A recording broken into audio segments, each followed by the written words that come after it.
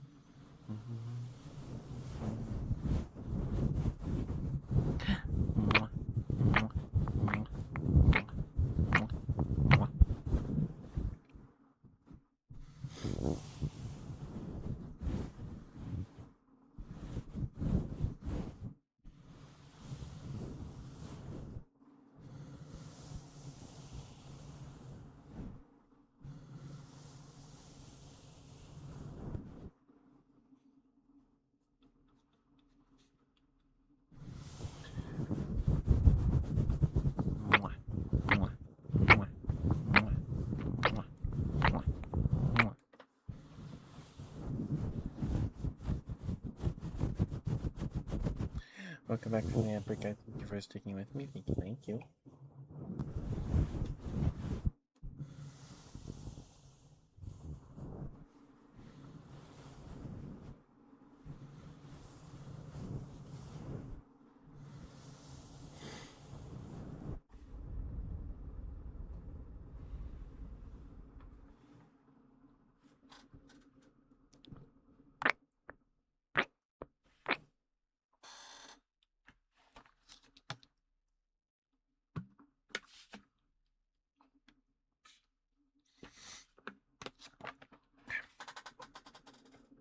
Sorry for chair noises.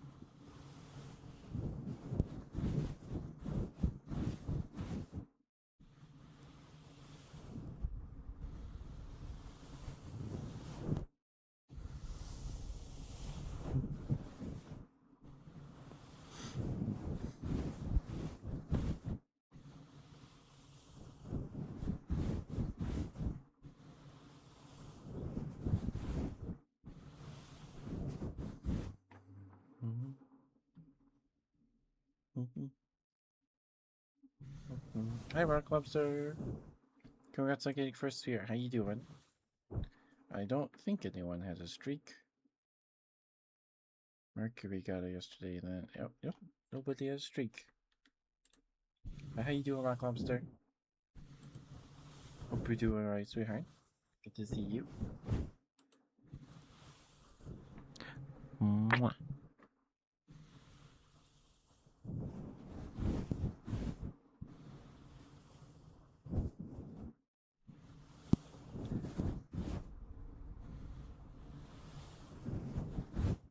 I'm doing all right. I'm doing all right. I slept a little later than I expected to tonight, and so my day felt like it went by pretty quick.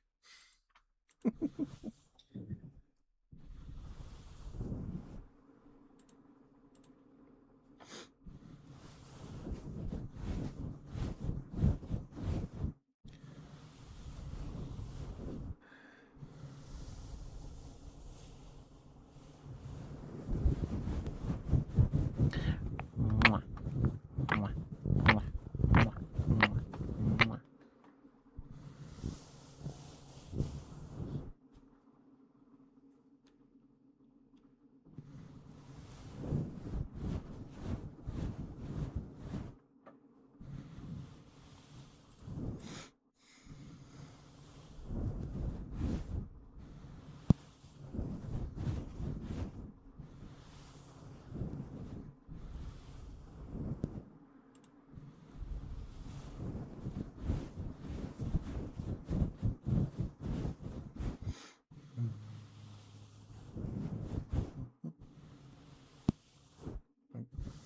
Let that popping sound. So make cover.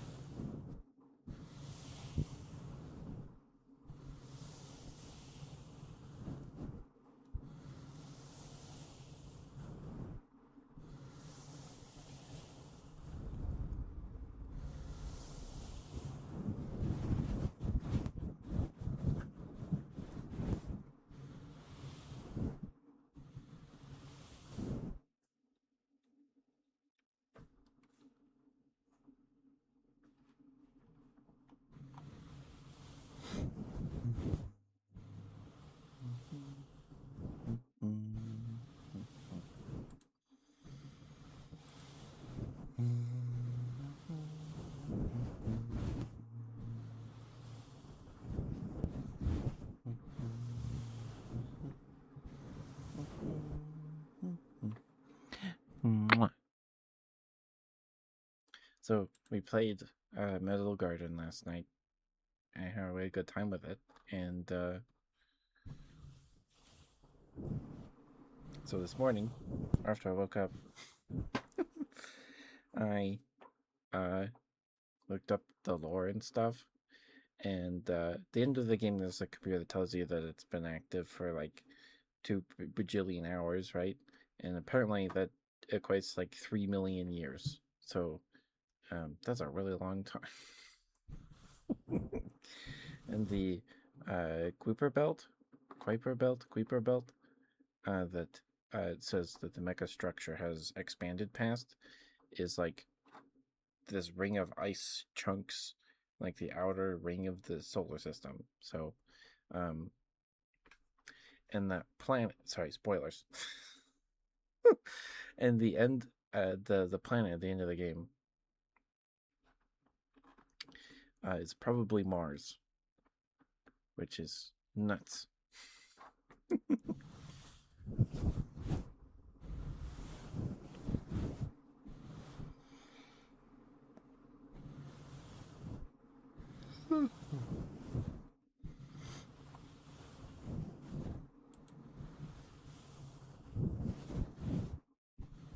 Oh, and I don't know if you guys know, but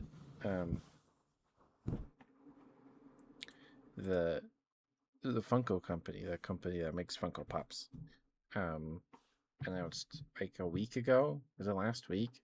Maybe it was 2 weeks ago. I don't know. But the CEO or somebody um, uh, announced that he's not sure if they'll make it. They're not confident they can even make it through the next calendar year. And they have like a bunch of debt and stuff. And this is a video by this guy that apparently talks about investing in collectibles and antiques. And he like it was like a 29-minute video or something. And I don't know.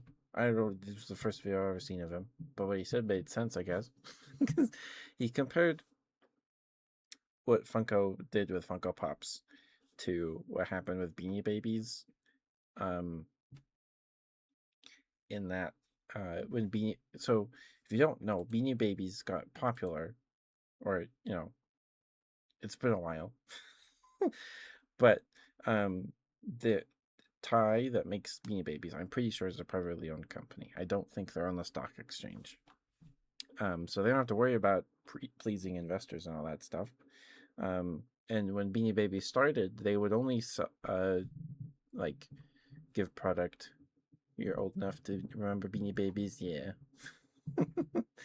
um, they were only really sold in like specialty shops or like local mom and pop stores. Like you would have to go out of your way to find them. And uh, when Beanie Babies, were a big deal or becoming a big deal, that was also the time when like eBay came into existence in its primordial form. It climbed out of the internet primordial soup. So like the first time ever, you could like sell something to somebody across the planet on the internet. And apparently the guy in charge of Beanie Babies, he monitored the secondary market apparently really well, and would pull back supply if game the market, I guess. And Beanie Babies would retire older beanies, and then bring in new ones, right? So like a retired Beanie Baby is worth more than one that they're currently making right now, right? Or back a couple decades ago. um, and then and they're still around because they did that, and they don't have to worry about pleasing shareholders and all that stuff. So nowadays, a Beanie Baby you buy at like Walgreens right now for like $6 is not going to be worth anything. So it's same thing with like Pez dispensers and stuff. Like Pez dispensers and Beanie Babies are right now are what they were always supposed to be, just like a little treat or a little plush toy for kids. So, and then Funko Pops, they just flooded the market with all this stuff. Um, and I have a handful of Funko Pops. I do. I'm I went through mine and then I took out all the ones I don't really care about, and I tried to sell them. Um, Only two that like I looked at them all. Like I looked up the ones I had on eBay to see what people were buying them for, and the ones I had worth the most. I had a Kratos from God of War 4, the PS4 God of War game. Apparently, is worth like $60 or $80, and I bought it on Amazon for like $12. So, um, I don't know why it's worth so much. I have no idea. I think that they did Kratos, Atreus, and then one of the big ogre guys that you fight. That fight using the big logs and chunks of stone and stuff. I think I made 3. And then the other one I heard that was worth something, apparently, was a when Fallout 76 released, they made a T-76 power armor Funko Pop. And Walmart had an exclusive variant that was painted in the colors of a Nuka-Cola machine. And I'm pretty sure I bought it for like $11 at Walmart years ago. And then it was worth, I think, not as much as Kratos.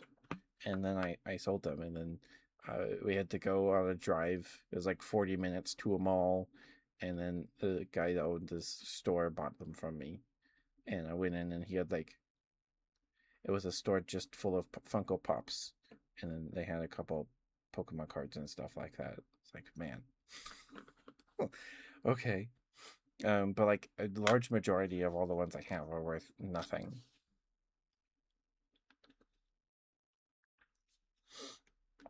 They only have value because, um,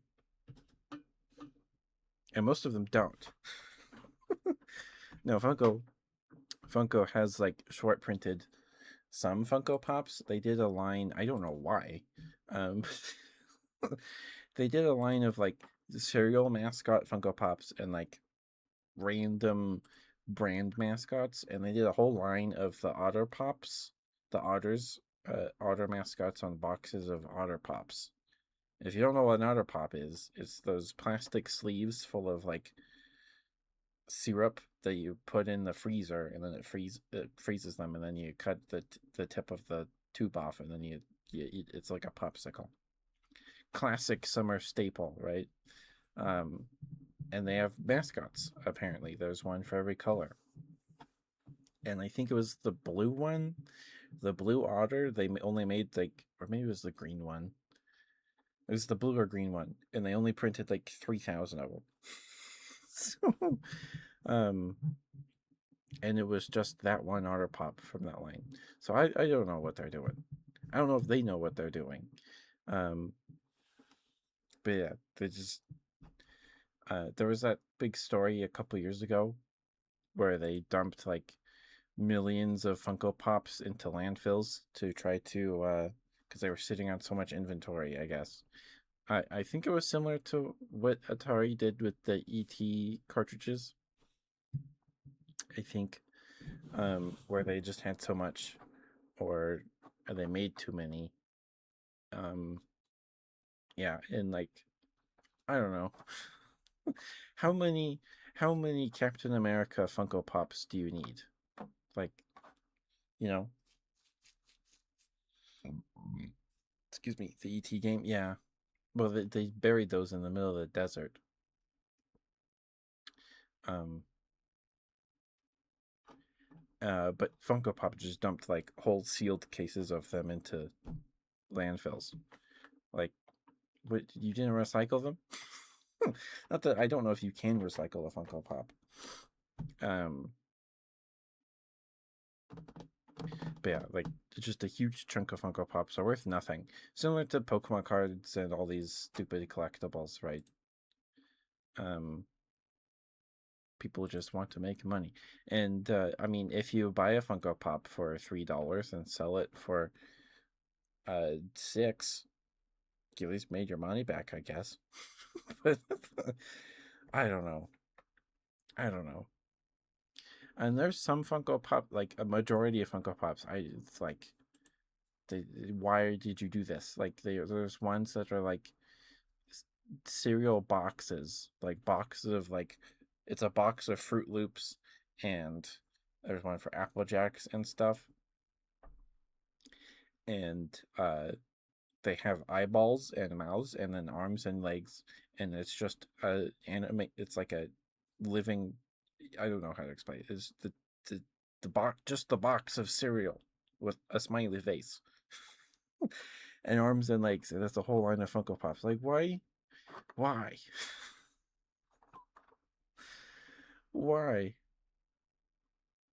why do you need those? It doesn't make any sense. I don't know.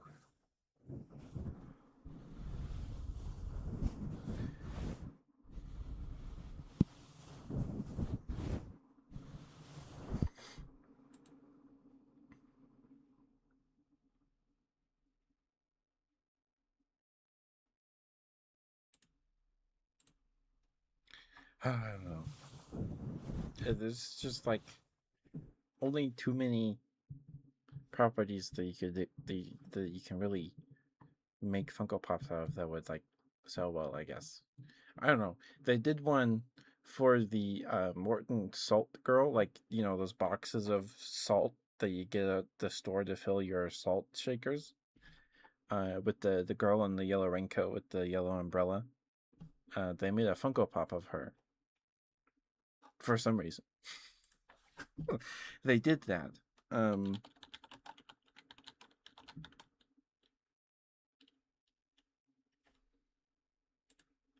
I don't know why.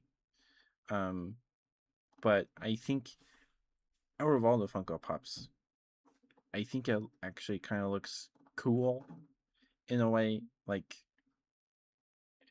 the Morton Salt Girl's already kind of like, I don't know. It's of a style. But yeah, they'll put it. They'll make anything a Funko Pop. They will.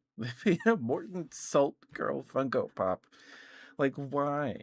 It doesn't make sense why they did it. But I think, um, looking at it, I think it's kind of cool. It's kind of cute. But like, I don't know. And if you look at just the shopping tab on Google search, someone is selling it for $11.50. Another person selling it for 25, 18. This one's 25, 16. Like they're all over the place. This one's 70. Oh my goodness. And there's a version of her, the diamond version of her that is like flocked with like sparkles. So her hair is like shiny. But yeah, they'll make a Funko Pop out of anything. I don't know if this is true, but I heard when they released a Toucan Sam Funko Pop, the site crashed. Um, and like, so I haven't bought a Funko Pop since in like 4 years. Um, I bought a couple from Hot Topic's website because um, I needed like $5 more to get free shipping. So I was like, well, why not grab the flocked sparkly Coca-Cola polar bear Funko Pop or the Sakura Hatsune Miku Funko Pop because they were like $9. Those were the last ones I bought. Because I wanted free shipping on these thigh highs I couldn't from Hot Topic's website because Hot Topic always had warehouse sales or fire sales on their socks for some reason. I don't know why. I guess nobody bought them.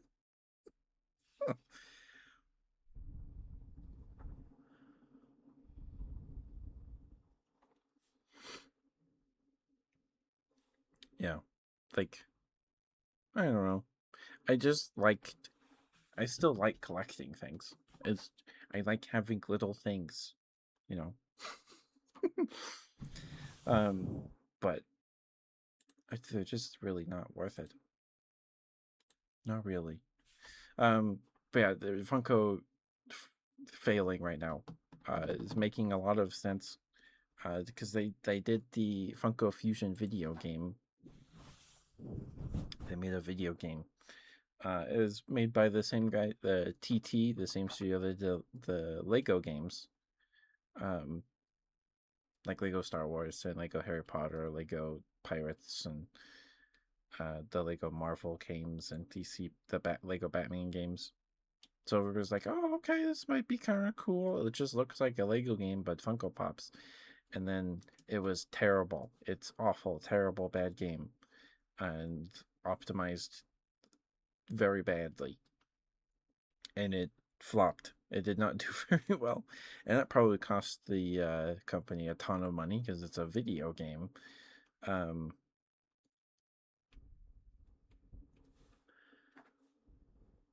uh, and yeah, um, I don't know if I'm probably just crossing dots that aren't supposed to be crossed. I'm crossing dot number 2 and 17.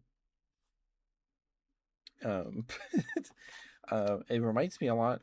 I've talked about this a ton on stream. I probably do this like rant about it at least once or twice a month. Um, Sometimes every occasionally I'll rant about it every week. But MetaZoo is a dead card game. Well, I say dead, but the company got bought out after filing for Chapter 7 bankruptcy by like one dude, and then they brought it back with a different game and stuff. And I haven't heard anything about it. I haven't kept up with it. I don't know if they're still doing well or what.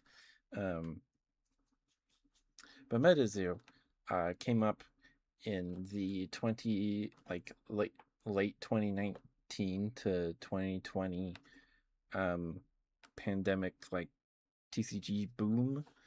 um had this really successful Kickstarter that went bananas, and they had the first edition Kickstarter boxes were going like for like 8 grand, or not 8 grand, but like $800, like stupid amount of money. um and then this it was Rudy, I think, got sent a box of stuff, and then talked about the game, and then it just went crazy. MetaZoo stuff was so expensive, but nobody played it. MetaZoo did have tournaments. Oh, MetaZoo is a card game where you take you. It's similar to Magic. It plays very much like Magic, practically identical to Magic. It has this mana system. Basically, it has their equivalent of lands that you tap for mana to cast your spells and summon your little creature guys. But all the little creature guys are based off of real world cryptids and creatures of myth and things. So there's a Mezu card for Gumbaroo, which is a fearsome critter. Uh, Wendigoon did a really cool video about fearsome critters, and I recommend watching it. It's really fun. Uh, I remember what meal I was eating when I watched that video, because it tasted really good and the video was nice. Anyway, so you got a card for Bigfoot, and Mothman. So some of these bigger names, but the first block of sets, so like the first year or handful of sets. Hi, Bun Bunny. Mwah. How are you, sweetheart? How you doing? Good to see you. Hope you're having a good week. I'm just rambling about why Funko Pops suck and dead card games.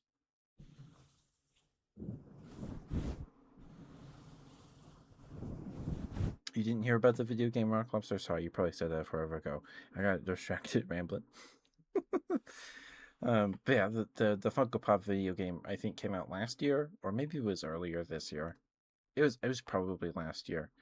And it's basically just like a bad Lego game. Like the Lego game works because it still feels like related to Legos. Like if you die, you fall apart into your Lego pieces. And puzzles involve building things in the level and moving things right.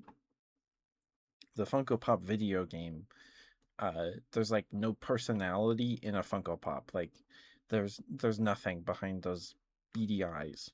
Um, so, it just kind of felt like, and the Funko video game is not based on one particular um franchise or anything. It's not like Funko Star Wars or anything like that. It was Funko and like a grab bag of random WB properties. Like there was a level on Jurassic World and stuff, He-Man. Excuse me, sorry. Hot Fuzz, that movie. I haven't seen it. I don't really know anything about it. Just like this random. Oh, and the movie is a level. Um, so like, and then inside the levels, there's like mini levels where you can unlock other characters. So, there's a Scott Pilgrim world, and in the Scott Pilgrim world, you can unlock the Five Nights at Freddy's kind of mini levels to unlock the FNAF animatronics as playable Funko Pops, and Invincible, all that stuff. And it was terrible. It it yeah, it lacked all of the personality that they put in the Lego games. because it's Funko Pops. Like, you don't play with Funko Pops. If you do, good for you. But like, they're made to just sit there. They're made to just sit there and be a nice little trinket on your desk. Anyway, the game sucks. It's not very good. Not that I've played it. Um, and but I watched a couple of videos when I released about it. But I'm doing good, Bun Bunny. I'm a little sleepy. I slept. I slept in a little later than I would have liked, and my head's still a little foggy. But I'm doing good, Bun Bunny. I'm glad to hear you're doing okay. Um, anyway, MetaZoo. It feels analogous to what's happening to Funko, kind of. Um, so, MetaZoo is the game about where you summon cryptids to fight your opponents, right?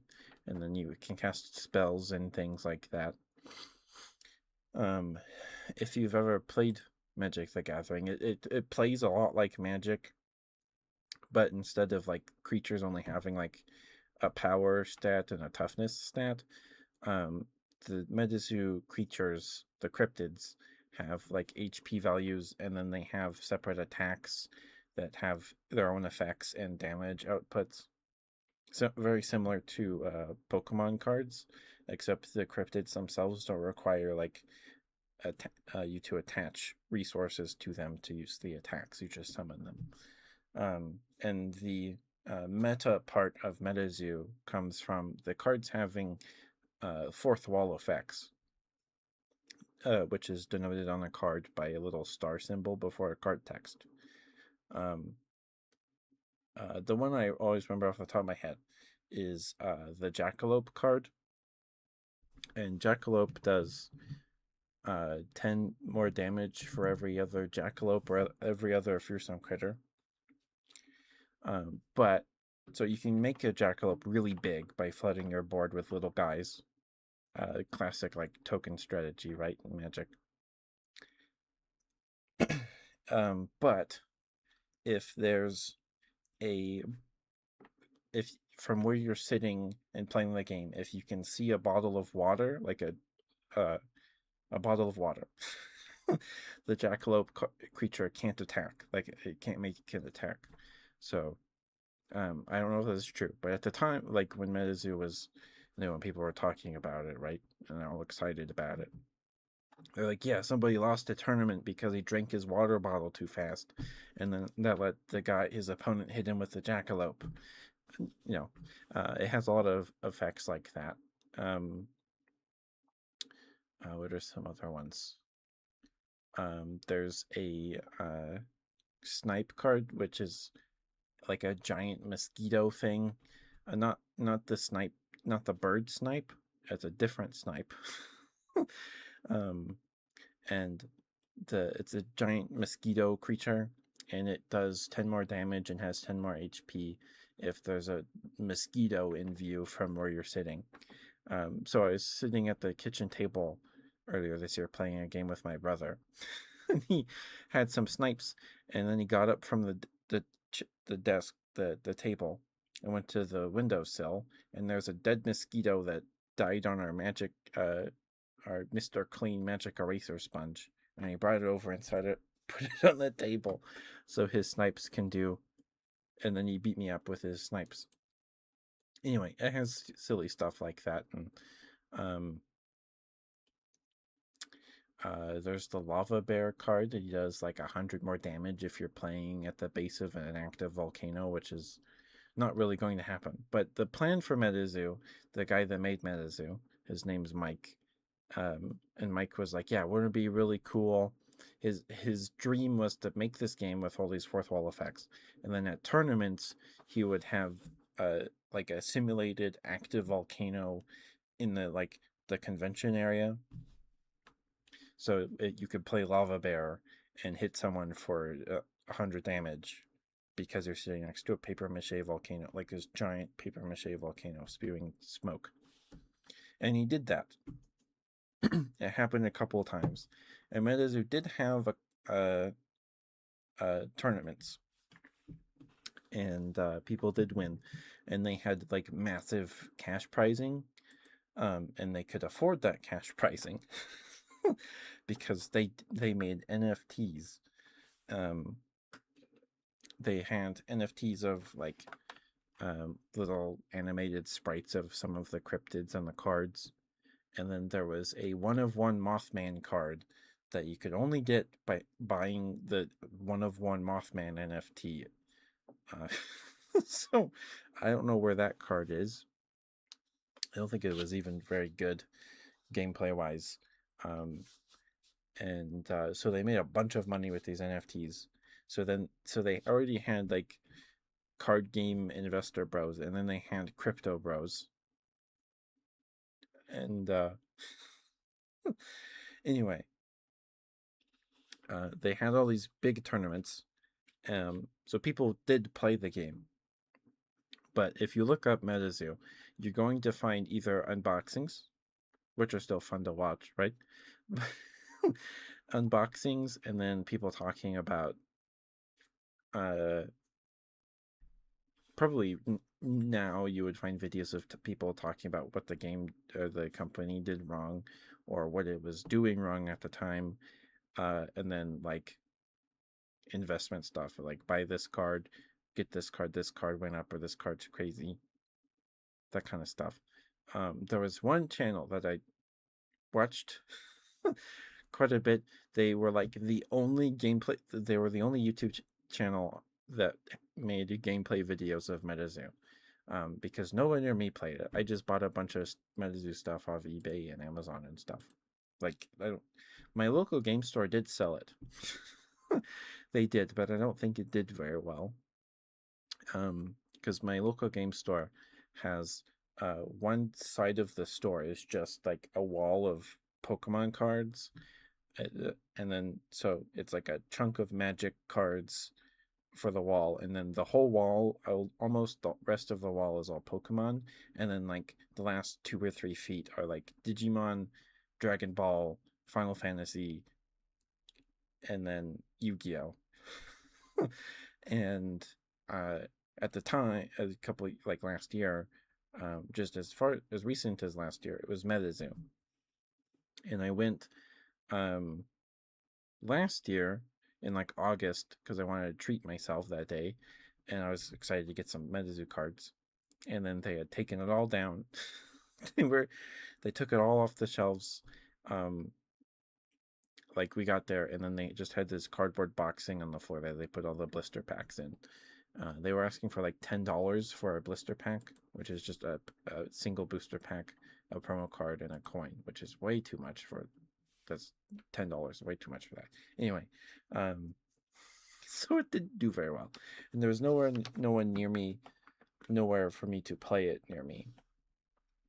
No, because to get into a tournament, you had to like go to local events and stuff and get and place place in like the top 8 or whatever. I don't know. But yeah, so I wanted to try MetaZoo because it was about cryptids and stuff, and I like those things. I like me some cryptids. Yeah, the game plays like a Magic unset, like one of those joke Magic sets with the silver borders on the cards. It plays all like those. Very similar to those. And then so they kind of came out during the pandemic boom of trading card stuff, where like local Paul got scammed buying that base set Pokemon booster box and got humiliated on the internet, right, for buying this uh, bootleg box. It was around that time. So MetaZoo's problem as a card game was that no one played it. It was all anyone. Majority of people that bought it to flip it. or to hold on to it. Excuse me. And if you held on to it, oh boy, you lost big time. Because if you want to open some Edizu booster packs, you can do it for really cheap. You can get a booster box of base set, and then the first 4 sets for like less than $50. Like sub $20. I haven't looked in a while. It might be different now. But you can get a base set, second edition booster box for like $20. Which is not bad, but so if you want to open and look at Medizu cards, you can do that. If you want to own some, but you don't need to do that. But yeah, so Medizu's problem was like nobody really played it. So they had this veneer of people playing it through these very expensive tournaments, which did have pretty decent turnout, I think. And they were a big deal because the cash prize was like crazy. It was like $2,500 or 25 grand. You know, so some crazy number I don't remember off the top of my head. And then they got into NFTs and all this stuff. And in hindsight, what was going on and why they died, why the game died. The TCG market is a very tough place to be, like at all, and it has been from the very beginning. Magic was the first one, and then Pokemon was the second one, or Pokemon and Yu-Gi-Oh were like the only ones that really have made it as long as they have,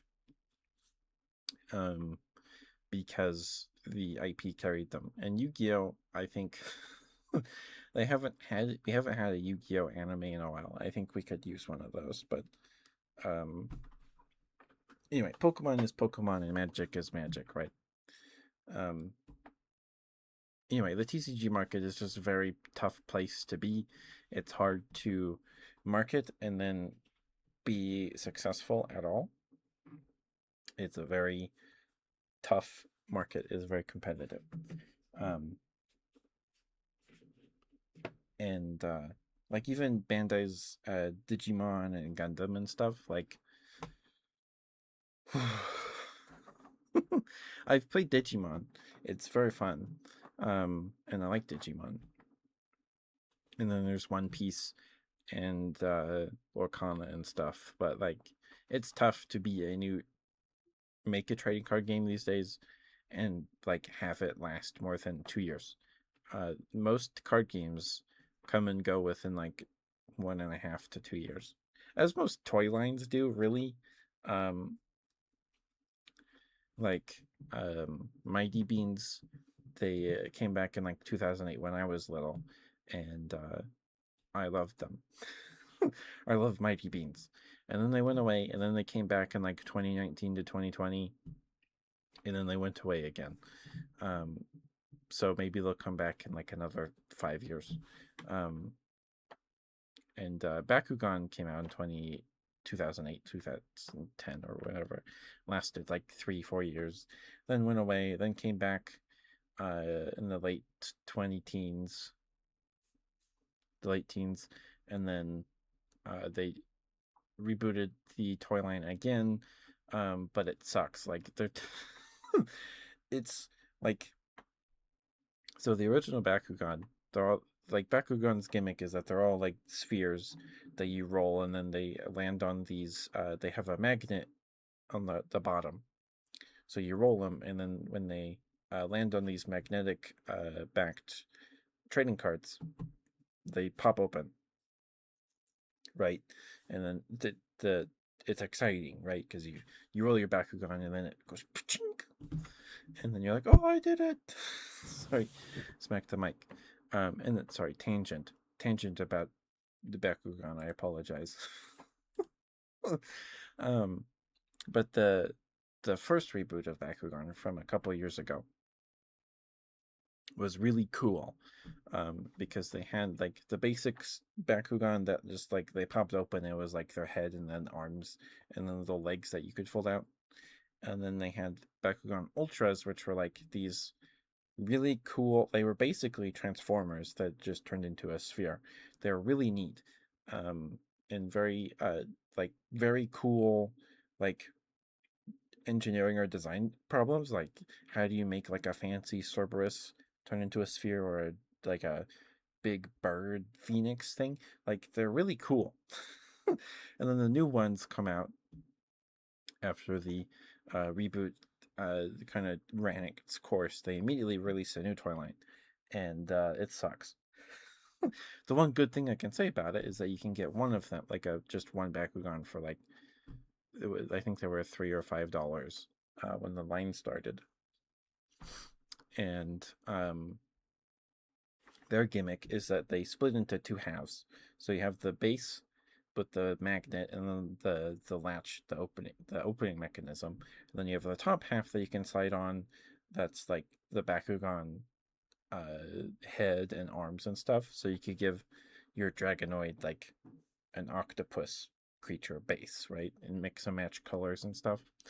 And then there were these fancy Bakugan that had like a weighted disc in them, and you would put a ripcord through them and then pull it out really fast, just like a Bakugan or a Beyblade, sorry. And then they had this little top tip on the bottom, and then you would, and then they would spin, and then they would bump into each other, and then they would slow down, and then they would land on the magnet card, and then they would pop open. But the game sucked, and they're just not very cool. Anyway, so MetaZoo, and we now know. So MetaZoo would, they had a bunch of like pre-order stuff and all these side supplemental products. Like they would do a yearly Christmas themed set or release, and then Valentine's and Halloween. And they would put out those for pre-order. So you would pre-order all this stuff really early, and then you would get the previous stuff.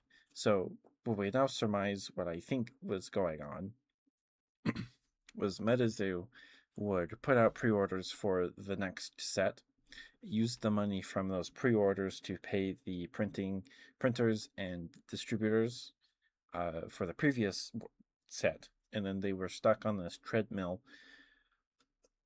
for a year and a half. And in like 2023, it might have been last year, but I'm pretty sure it was 2023. Yes, it was 2023. I'm pretty sure. Don't quote me on that. But like 1 or 2 years ago was when they had to shut down, and there was a lot of unrest in the MetaZoo sphere because it was taking forever. It would take forever to get your pre-orders, and they would always be late or delays or whatever. And the MetaZoo company on their blog, the Mike, the creator of MetaZoo, or whoever, they posted an article basically saying like, "Hey guys, we hear you. We're gonna work harder to get you guys your pre-orders faster and on time. We're gonna fix all these other problems you're having with us." I don't remember what they were off the top of my head besides the distribution and the pre-order delays and stuff. It was mostly just not getting your stuff on time if you pre-order it. Sorry, I feel like I got a burp. Excuse me. There we go. And like, hey, here's our roadmap of what we're gonna do in like the next year of releases on this roadmap. And they had plans for like 3 or 4 sets that year, and an online client like Pokemon TCG Online or Magic Arena. They're gonna have a MetaZoo online client to play the game online in animated shorts or a cartoon, and stuff like that. and it was very exciting because there was a bunch of cool, exciting sets coming out. Because the first block was called Cryptid Nation, where it was mostly based. All the cryptids that they printed, all the sets, were mostly based on North American cryptids, like the fearsome critters from Mountain Men stories and stuff like that, and um, uh, stuff like that.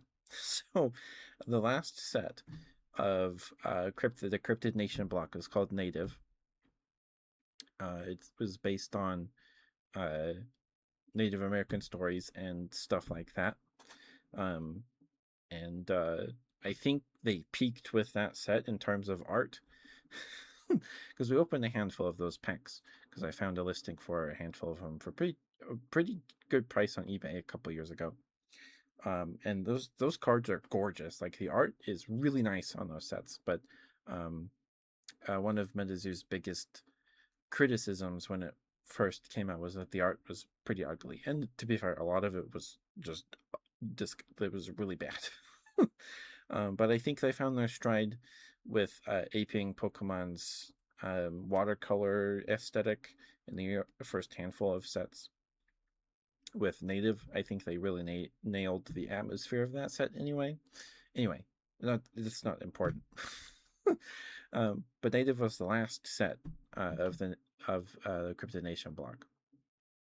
And then we were going to get this last hurrah of the block with a reprint set that would reprint a bunch of other cards from the first handful of sets and give us some new stuff. And it was going to be this climax in the Medizoo storyline, like lore, because they had graphic novels detailing the lore and backstory of Medizoo, which you can find in an audio book format on YouTube if you want to listen to it. It's okay. It's not great. But it was going to hit this big climax with, I think the set was called Legends or something. I don't remember. And then we were going to get a set based on yokai, which was, I remember people being very excited about that. We were going to get a set based on SCPs and European legends and stuff. So we were finally going to get a Nessie card. We were finally going to get a Loch Ness Monster card. And they did make them. There were promos. And if you want one, there's still, like, last I looked, there were only 2 listings for them on eBay. And one was $600 and one was $900. So, anyway, the year was very exciting. The beginning of the year was going to be, they were going to do these Medizoo native creator bundles that would come with a booster box, a playmat, and a little card easel to put cards on for display or whatever if you're making a video. And it was like $80. It was some amount of money. I don't remember. I didn't buy one, but they are up for pre-order. And then so they put out this roadmap and are like, hey guys, we're going to fix all these problems. It's going to be great. Thank you for bearing with us. And here's this roadmap of all these exciting sets and the digital client and cartoons, animated shorts, and all these exciting sets like an SCP crossover. That sounds really cool. And Arthurian Legend or whatever, and this big reprint set, and the yokai set. And then, like, I think it wasn't even like 3 months later. So they released this roadmap, and then months later, the creator bundles with the booster box, the playmat, and the little card easel was supposed to release in like January of that year. It might have been last year. No, I think it was 2020. I don't remember. It was my sense of time. I'm so far removed from this that it's hard to remember. But the credit bundle still hadn't even like shipped. So everybody was really upset. And then they had to delay the reprint set, like this big set that was going to be a culmination of the last year of sets.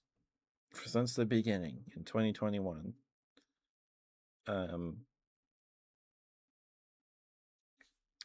Or 2020. And they had to delay it, and then they pushed it back a couple months, and then pushed up this crossover set with My Melody and Kuromi called Kuromi's Cryptid Carnival. And this is where everything kind of came to a head. Everything hit the fan, so to speak. So we've opened a couple packs of the My Melody or Kuromi's Cryptid Carnival. The cards are very cute. All the cryptids are little chibi versions of themselves to be cutesy. And it's this fun little carnival theme with like popcorn and popsicles and masks and stuff as like artifact cards and things. And My Melody and Kuromi got their own cards, and there's some cards with Hello Kitty on them. And so they pushed back Legends or whatever it's called, the reprint set, and then pushed up the Hello Kitty set, the Kuromi set. And I think people were disappointed. I think. And the set flopped. Like, it did not sell very well at all. And there was this big scandal because this was around the time eBay bought TCG Player, I think, and they were officially partnered with MetaZoo or something like that. And they put up for pre-order this booster box bundle for the Kuromi set that came. It was this box set that came with 2 booster boxes and like 3 promos that only came in this box set. And they put them out for pre-order for like I don't remember. But because you were pre-ordering, it was a little discounted, so it was like $250, something like that. Maybe it's $350. I don't remember. Some amount of money, and people were like, okay, that's. I think it was somewhere where the box is equated. Buying this bundle came out to paying for like less than $100 for each box, I think. And then a bunch of people pre-ordered it, and then the day it released, TCG Player slashed the price on them from whatever it was to like $150. So basically, if you pre-ordered it, you overpaid for it. So it pissed a bunch of people off. And the set sold terribly. It did not go very well at all, and it sunk the company. So it's very similar to what happened this year in Magic with the Avatar: The Last Airbender set, where they pushed back a planned Magic the Gathering set called Lorwyn Eclipsed, and they pushed that set to like February of next year, and then moved Avatar up to this month instead of Lorwyn. MetaZoo had to do the same thing, probably because of licensing agreements or timeline-wise. Anyway, so it sunk the company because they had to pay probably exorbitant licensing fees to use Kuromi, My Melody, and Hello Kitty. For goodness sakes, Hello Kitty, like the second most grossing thing on the planet behind Pokemon. Hello Kitty, unless Star Wars might be ahead of Hello Kitty. I don't know. I have not. I haven't looked. Top 5 though. And then it flopped, and then that same year, so the last thing they released was the Kuromi set. And then a couple months later, I remember it was really weird. So whatever year it happened, I think it was 2 years ago.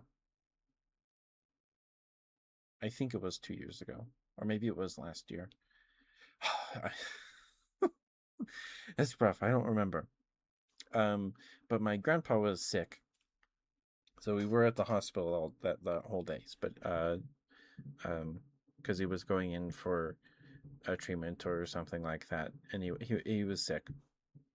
So I remember we were sitting in like this little waiting room, like this kind of private room next to the like foyer of the hospital, and we had because we all went up to my grandpa's.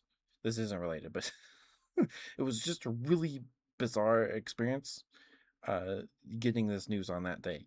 So it just like hugged grandpa and he went to the intensive care unit or whatever, and we're sitting in this um kind of waiting room, uh and I'm looking at my phone and I'm just scrolling YouTube or whatever, and then a YouTuber I follow that talks about trading card game stuff uh posted on YouTube this screenshot of uh, at the MetaZoo Discord, where Mike Waddell, the guy that made MetaZoo, announced that they were shutting down immediately. They had no money left, and they were shutting down effective immediately. So it was just weird. I was sitting in the hospital. I just like basically said goodbye to my grandpa. I'm scrolling on my phone, and then MetaZoo died that day. It was bizarre. It felt really weird. Anyway, not important. Uh, um, but yeah, we had hospital food for dinner that day. I had a hot dog. It was one of the best hot dogs I've ever had in my life, really. It had like banana peppers. I don't. It's a particular kind of hot dog. It had banana peppers, red onion, and like tomatoes or something on it. It was really good. And then my uncle ordered like a bunch of Five Guys. So we're just kind of sitting there eating Five Guys fries. Anyway, really weird day.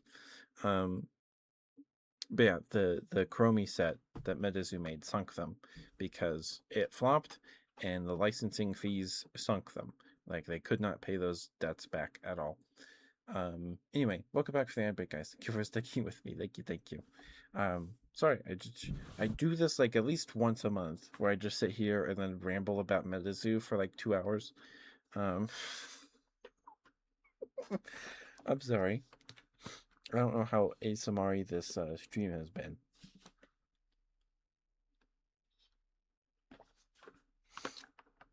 Anyway, um, that all to say, this MetaZoo's Karomi incident that sunk the company is, to me, it reminds me a lot of, or the Funko Fusion game flopping reminds me a lot of the Karomi incident with MetaZoo that sunk that company, in that it just cost too much money and then all these licensing fees and stuff, and I don't know. I don't know if that makes sense, but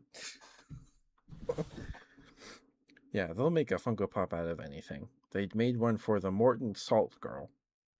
If that's anything to go by, they'll make a Funko Pop out of anything. Um, yeah, uh, yeah.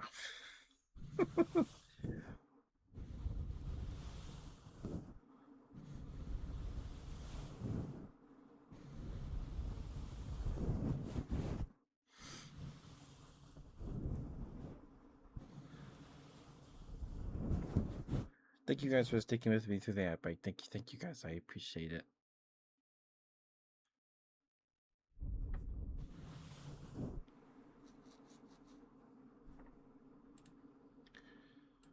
Okay. I think I'm out of steam now. Ugh. Yeah, I have a ton of MetaZoo cards. I bought a bunch. I even bid on somebody was selling their collection on eBay a couple years ago, and I bid on it. It was like $20 for like 10, maybe more than 10 pounds of MetaZoo cards. It's mostly bulk, practically all bulk. I think he took all the hollows out, I think. Pretty sure.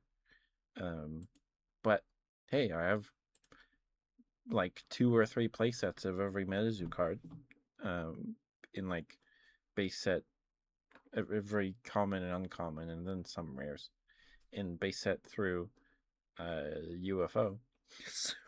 You know, it's whatever. But yeah, I have a ton of MetaZoo cards. I have too much. I sorted out all my bulk. If you watch the hand cam streams, the yellow bins under my desk to the left, they're full of MetaZoo cards. I took like 3 nights of just sitting there at my desk sorting out all the bulk. I kept 3 to 4 playsets of every card, unless a playset was like 10 cards. So another thing with MetaZoo that's different than like Magic or Pokemon or Yu-Gi-Oh, where in those games a playset, in Yu-Gi-Oh a playset of a card is 3 copies of a card per deck. In Magic and Pokemon it's 4 copies. In MetaZoo, individual cards had different playset numbers. So like a Fireball card or a Firebolt that does like 25 damage to a creature and gives it burn, that might have a playset of 10, so you could have like a third of your deck be like Firebolts. And then some creatures had a playset of 10 because they're designed to like you flood the board with all these little guys, and then they make each other bigger, like the Jackalope. That was the strategy with the Fearsome Critter cards, with Gumbaroo, Roperite,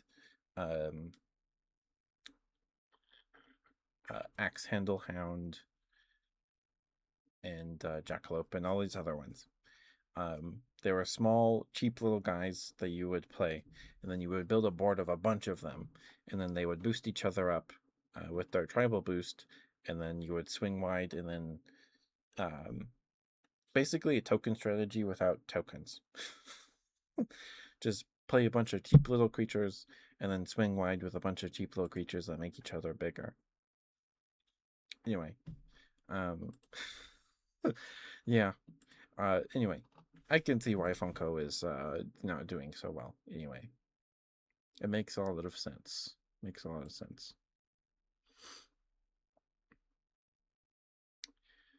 Like, I don't see the appeal anymore. You want some smooches, Rock Lobster? No worries, I get you those. Would you like a particular type of smooch? Sorry, my mouth's really dry after yapping for like an hour.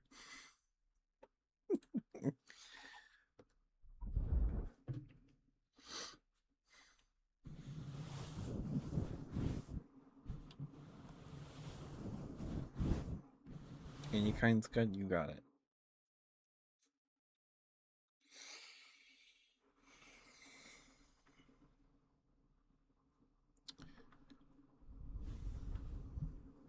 Hi, Jeannie. How you doing, sweetheart? Thank you for the water and the stretch. Thank you. How you doing? I just finished yapping about how stupid Funko Pops are in dead card games. How you doing? You're doing good. I'm glad to hear it.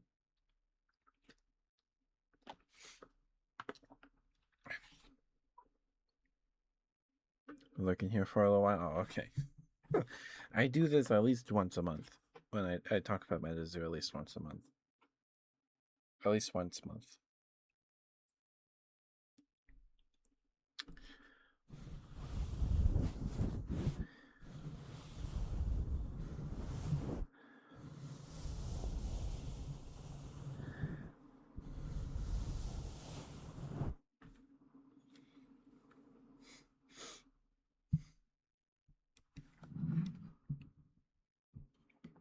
Okay. Oh, and the stretch. Did I stretch? I drink water.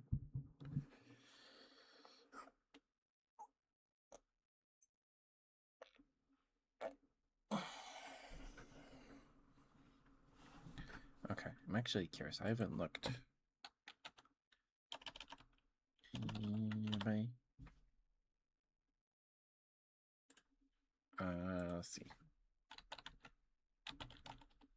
Metazoo booster box. Oh, okay. So, Metazoo got a reboot. They got bought after they filed for bankruptcy and did all that stuff. Um, and it looks like their most recent set called Secret Shadows. I think it's the most recent. Oh no, they're for pre-sale for $80. Okay, interesting. But if you want a booster box of Metazoo cards, get it for like $16 on eBay. Someone's selling a bundle of 5 booster boxes for $30, which is crazy. Someone is selling it's Seance, never mind. So they made a set called Seance based on like spooky spiritual stuff like Ouija boards and all that.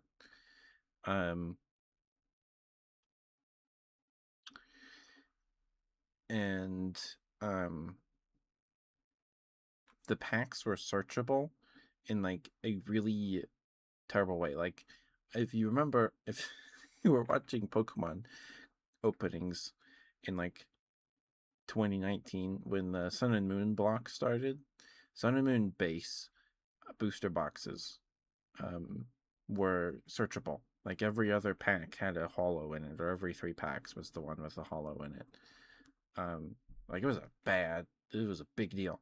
And then Seance, Metazoo Seance set, those packs are searchable in that if you open a booster box, and Metazoo packs have different artwork on every pack. There's like 3 or 4 artworks for the booster packs. If you open a pack and it has a particular artwork on it, and you don't get a holo card in it, that means the rest of the packs in that particular box, it might have been case by case, like a box of 12 boxes. I don't remember. Those packs with that art in that box or case would not have, I think it was just box by box, have any holos in it. So you could search a Seance box just by opening one of each pack art and then sell the bulk. That's what we did on a stream.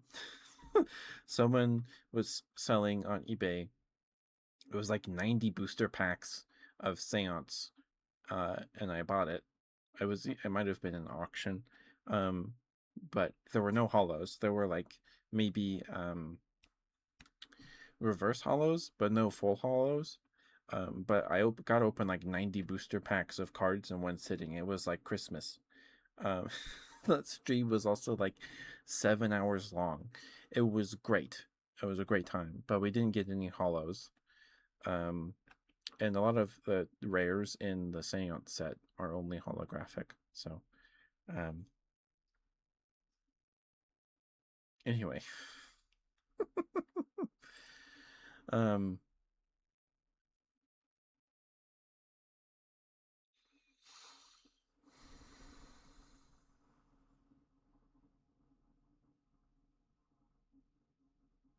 sorry, looking at listings. Anyway, if you want to own some Metazoo cards, they're very cheap on eBay. At least if you live in the US. Not hard to get your hands on them.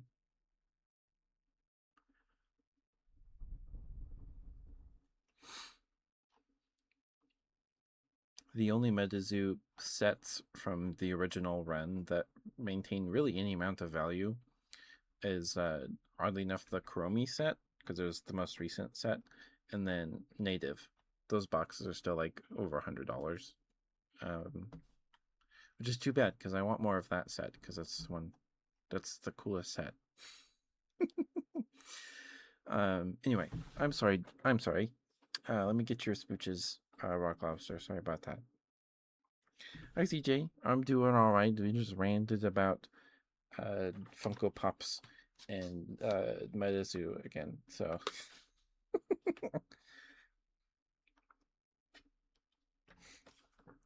I'm doing all right, CJ. I'm doing all right. How are you, sweetheart? Okay, Rock Lobster. Here's your smooches.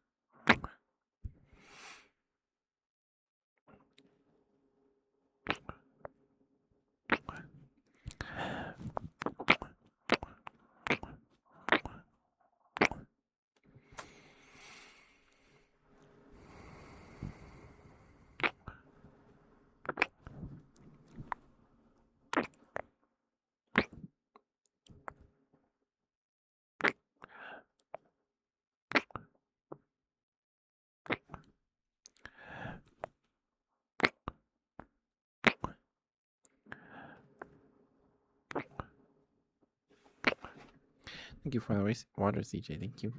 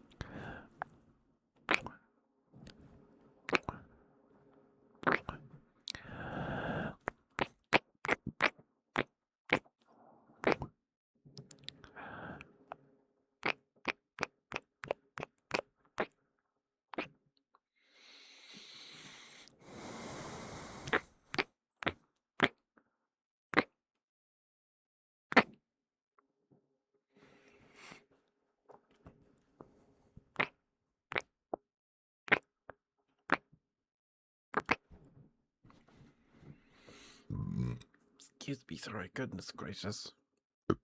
Sorry. Excuse me. Excuse me.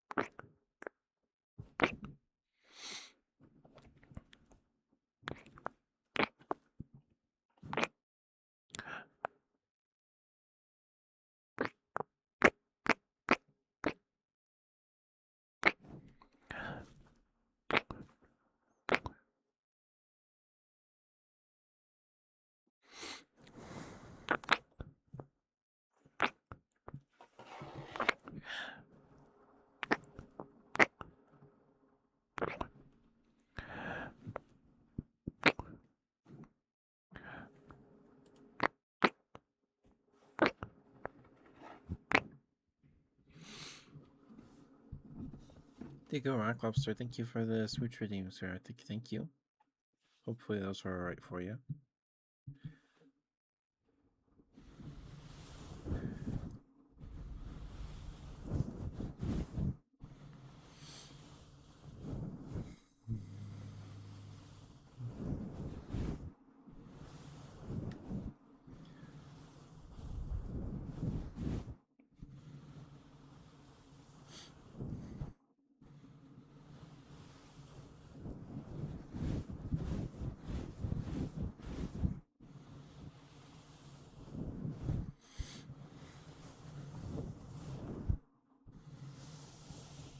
What's have I been up to today?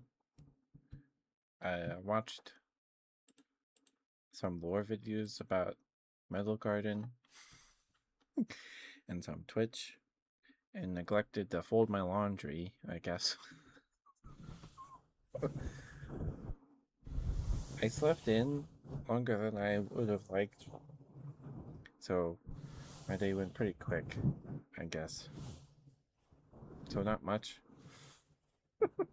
It's been pretty overcast lately. It rained a couple days ago. I don't know if it rained today. It might have overnight. There was snow in the mountains.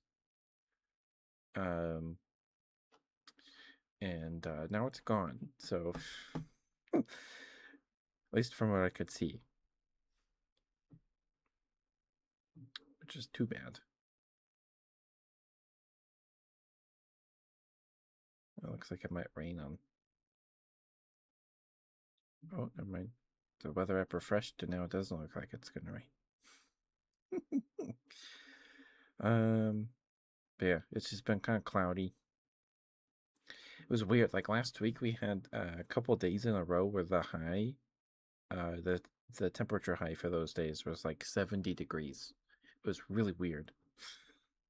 It was really weird. Like it's November. Why is it 7 degrees outside? But it's back to the 50s and 40s. You good at that game? Yeah. Yeah. Like it doesn't take very long. It doesn't take very long, but like you know.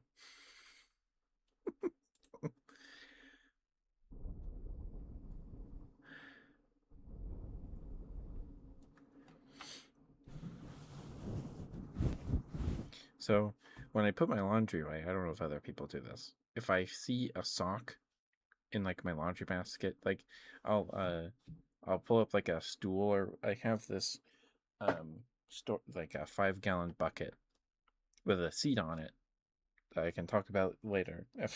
But I pull it out and I sit on it in front of my dresser and then drag my laundry basket next to me, and I just sit there and pull stuff out. And if I see a sock, I'll lay it on my leg, and then it'll stay there till I find its counterpart. That's how I do my socks. When I shared a room with my brother, we had like the same. We would just I we didn't have like different socks. We would do our laundry at the same time in like one basket. And then when we put our laundry away, we would leave all the socks in the basket, and then um when everything else was folded or put away out of the basket, we would leave the socks in there, and then we go, okay, sock time, and then we would just grab as many socks as we could, and that's how we split them. Um, so, um, but I don't have to share my socks with anyone anymore.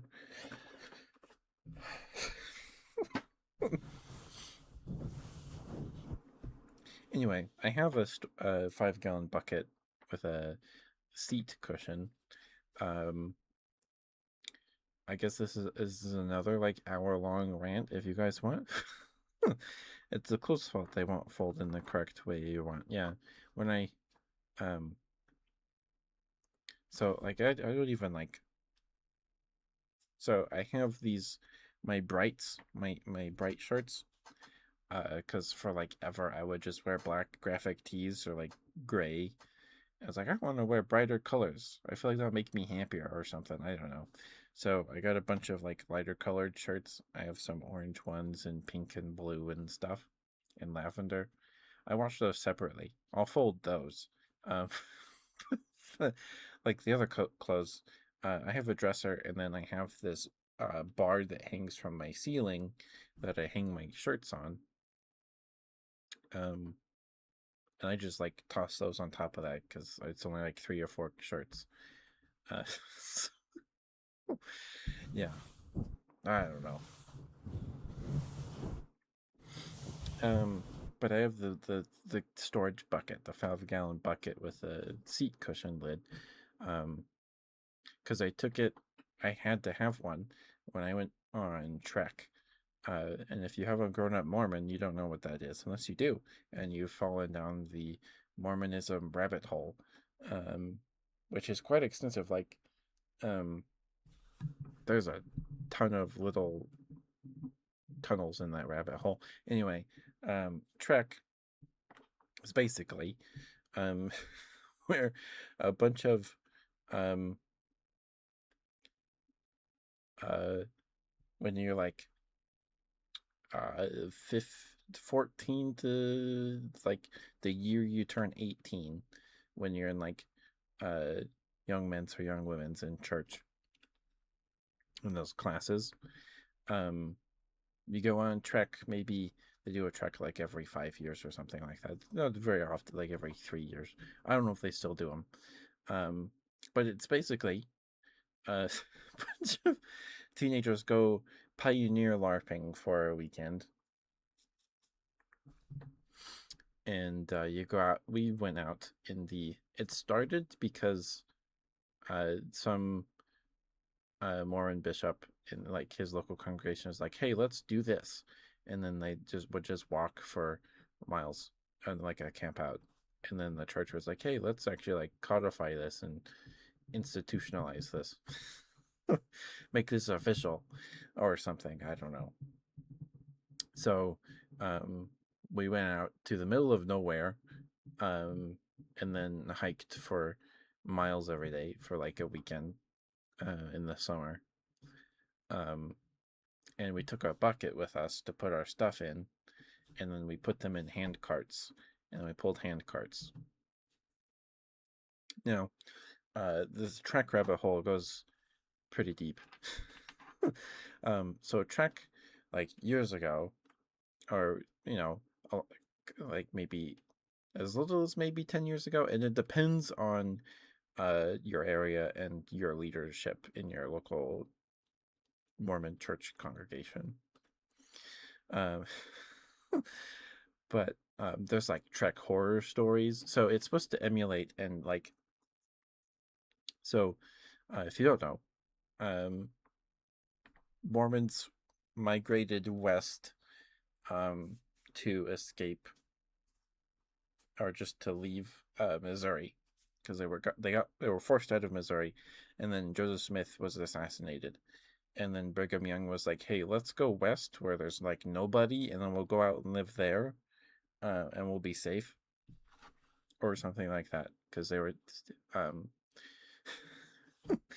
they were upsetting a lot of people. Anyway, so they migrate and go west to what is now Utah in the Salt Lake Basin. And it was a real bad time for some people. So you had to leave in like the spring if you wanted to get to where they were settling before winter. You did not want to get stuck getting there during the winter because the winter sucked. That's where the Donner Party comes from and stuff. So like the last few parties, pioneer parties that left, hurried, and like I could go on like a whole thing about it. It was terrible, and a lot of people died and suffered that they didn't need to. They didn't need to. Anyway, I can get really heated about it. We could do that another time. But Trek is supposed to like emulate like, hey, your ancestors did this if you were like born in the church. They did this. They walked 18 miles in one day. And did all this stuff. And you better not leave. You better believe in this stuff because these people died to get there or whatever, where for a long time after the handcart companies and stuff, all that bad stuff happened. The church hardly talked about it, and then now they kind of use these horror stories and the suffering of these people to indoctrinate people. So or young people. It sucks. Anyway, yeah, that's why I have this 5-gallon bucket with a seat stapled onto it. Anyway, so Trek, like even like 10 years ago, and it depends on your leadership, but there are horror stories of like them giving before you the before you left for Trek, in my experience, they sorted us into families with 2 older kids being the ma and the pa, and then everyone else being like the kids, and then two adult chaperones in your handcart family. And where was I going with that? I don't remember. Oh, yeah, and then some horror stories are like because some families had like their babies die and they had to like bury them on the way there or whatever. And then in the winter the ground's too cold or too hard to even dig, so they just have to leave people there. Anyway, to like emulate that, they would give people these baby dolls or like a bag of flour with a smiley face on it and be like, this is your baby, you take care of this baby. And then they would be like, your baby's dead, now give me the bag of flour, or go bury that baby doll right there, and then make them dig a hole and put the baby doll in there. Then they would just these kids would just sob. Like, what are you doing? Why are you doing this to these people? I don't know. Um, and there was an older lady on our trek trip. So like the last night before we all went home, they had a testimony meeting where you could just get up and like bear your testimony or like say, "Oh, I love it. Oh, this is so great," or whatever. And there was this older lady who was like, "When I went on trek, they made us butcher a chicken or we didn't eat." And I remember thinking, "Why? What? Why? What?" um, and our trek was actually, I think, pretty good. Young Earth Creationism just got it's a whole other rabbit hole for sure. It is something else. Of course, not, it is what it is. I don't know what I'm saying, but um, your experience can differ from person to person and depending on where you live, right? But anyway, they made this poor lady when she was a young teen butcher a chicken, or to cook it. Like, would their kid? They don't know how to butcher a chicken and then like bleed it and then skin it or whatever. They don't know how to do that. Why would you make them do that? Um, but they fed us pretty well. They gave us like we had like pancake breakfast and like ribs for dinner one night, and like they fed us well. When we got back to when we hiked back to our base camp or whatever. And I like to think I had a good time. Like no one got like seriously hurt or anything. I think one person had to go home because they got sick or something. I don't remember, but no one got like seriously hurt. Um, at least as far as I can remember. um, yeah, it's just Pioneer LARP camp for a weekend. I don't know if they still do it. I don't think my sisters went on trek. Um, I don't know. Um, but yeah, we didn't have to butcher a chicken. We didn't have to. They fed us ribs and like they had a bunch of adults that went there just to cook us dinner and breakfast and stuff. And it was like a bunch of really sweet older people, and it was just like people that were just like happy to feed people, I think. But anyway, most everybody that was there was really nice. And then the toilet was an outhouse, which it's fine. I went to scout camp.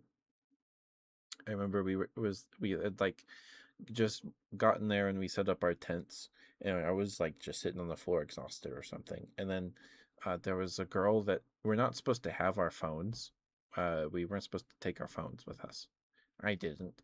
Uh, and the girl went to the outhouse and then dropped her phone in the outhouse. And then I just remember seeing an adult fishing it out, and then they put it in a baggie because it was covered in poop. Um, I think that was the first day. Um, and like my grandpa would volunteer at a thrift store, and he gave me this camera. I still have it. I don't know if it works. I haven't tried to use it in forever, but he let me. I think they let us take cameras, and I think I took 2 pictures because I didn't have it on me the whole time. I took 2 pictures of like a deer. Um, but the like um so they told us you need to bring a cup, like a cup you don't really care about, because one of the meals you're gonna eat gruel. We're gonna give you a sack of flour, and then you're gonna mix it with water and then eat it, because that's what they ate on the trail. They just they would mix flour with water and like either like bake it on like a rock on a fire or just eat it, like oatmeal. So they gave us this tiny sack of flour, and I had a cup, and we get to we're hike. This is like the second day or third day. It's the biggest hike, and they're like, it's only 3 miles, guys. And then we get going, and like, actually, it's 18 miles. Uh, they probably kept that a secret so I wouldn't like be like, no, I'm not going. That's stupid. Um, so they tricked us, and how long this hike was. Maybe probably on purpose or to like teach us a lesson, quote unquote. And we get to this what's it called? No, not a veranda. Or like in a park with all those picnic tables under this roof thing. What's that called? We got to one of those and they sat us down, like, all right, get your flour and water ready. And I'm like, I'm pissed. I'm like, oh my goodness, I can't do it. And like I pour it and then I pour in some water. And as I'm like mixing it, like, this sucks. And then um an adult comes down a hill with a hand cart full of like Doritos and water. And like sandwiches. Like, just kidding, guys. We're gonna, here you go. And like, but I already mixed it in my cup.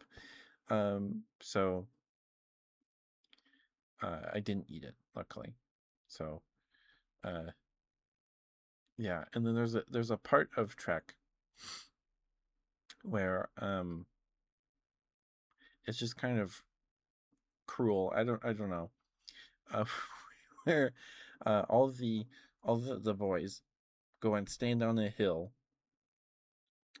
and then they make all the girls pull and push the hand carts up the hill, and they're like, you have to stand here and watch. And and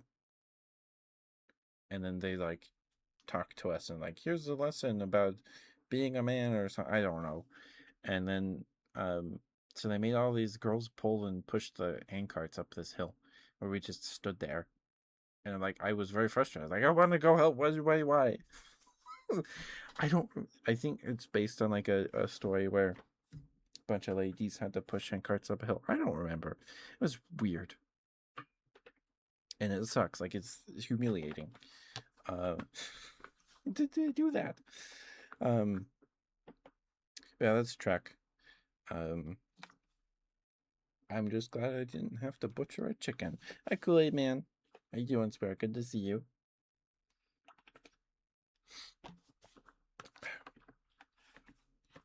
How you doing? And then there's a thing called Zion's Camp, which I think is even like, it's not as like physically terrible. But Zion's Camp is for like young men, like right before they turn uh to the age before they can leave on their Mormon missions. So it's designed to like get young men to go on Mormon missions, proselytizing missions. That's what it's for.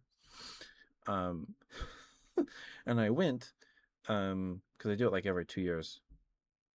Oh, it's okay, Rock Lobster. I've talked about it a handful of times before. I haven't in a while. Sorry. Um,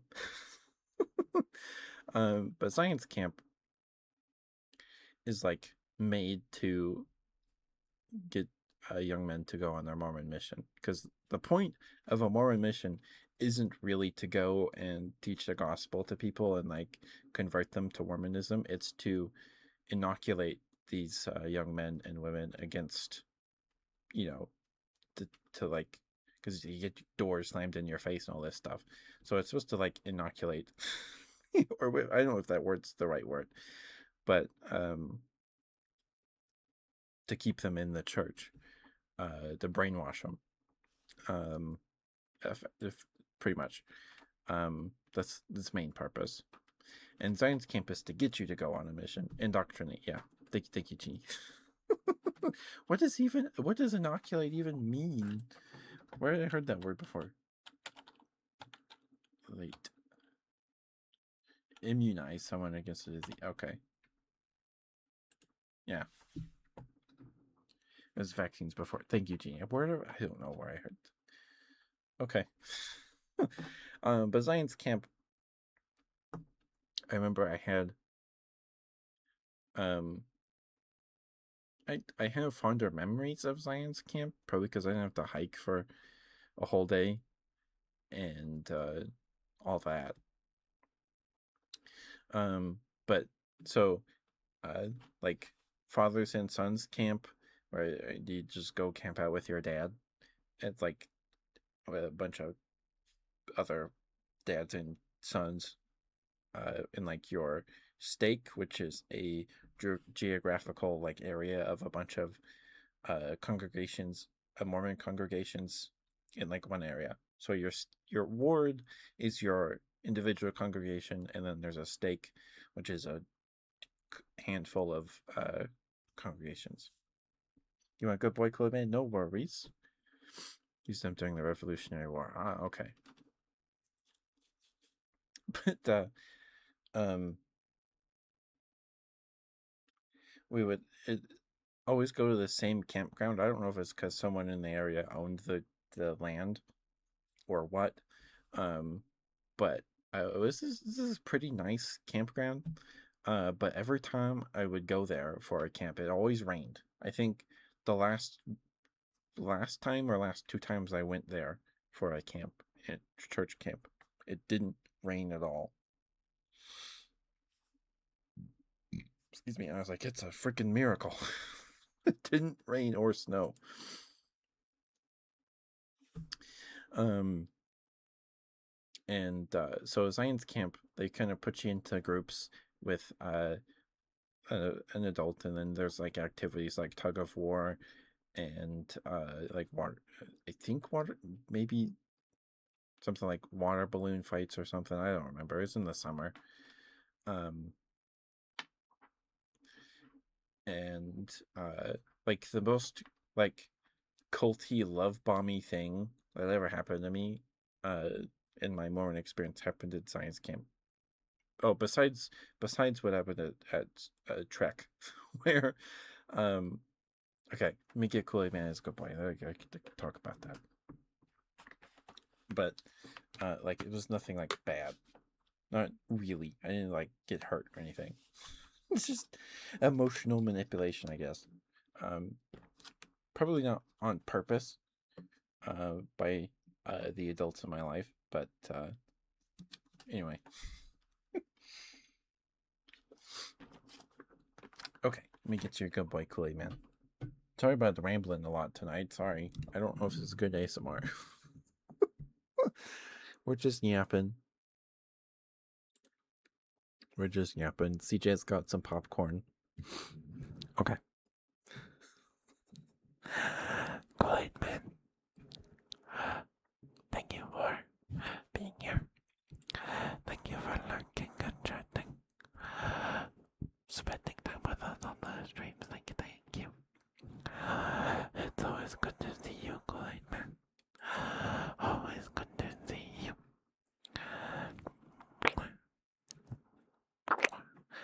You're a very, very good boy. You worked very, very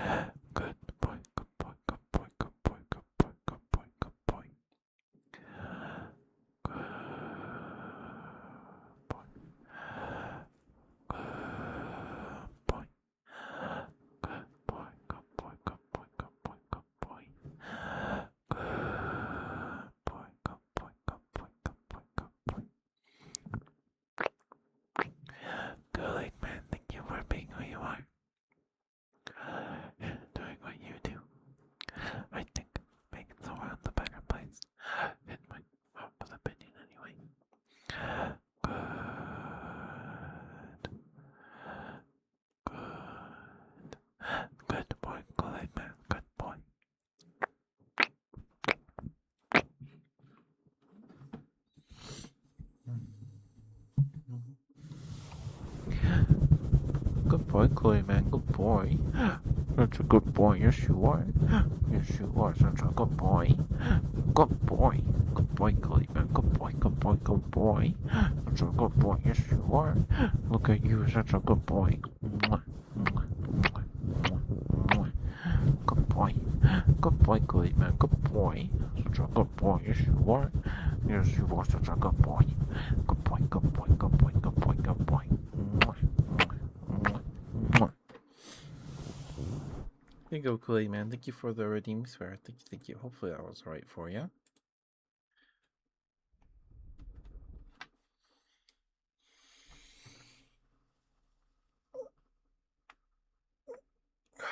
Okay, so, and it's not like I'm not attempting. I'm not talking about this to trauma dump or anything. It's just stories. um, but so on Trek, on like the day they're like, oh, it's just gonna be 3 miles today, and then they're like, psych, it's 18 or like 20 miles.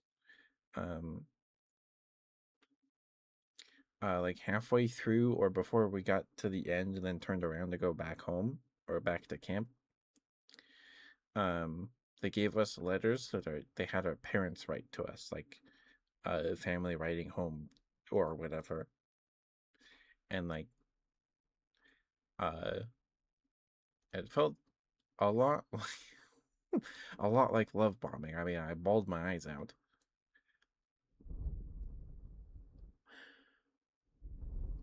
Um, so very much love bombing tactic.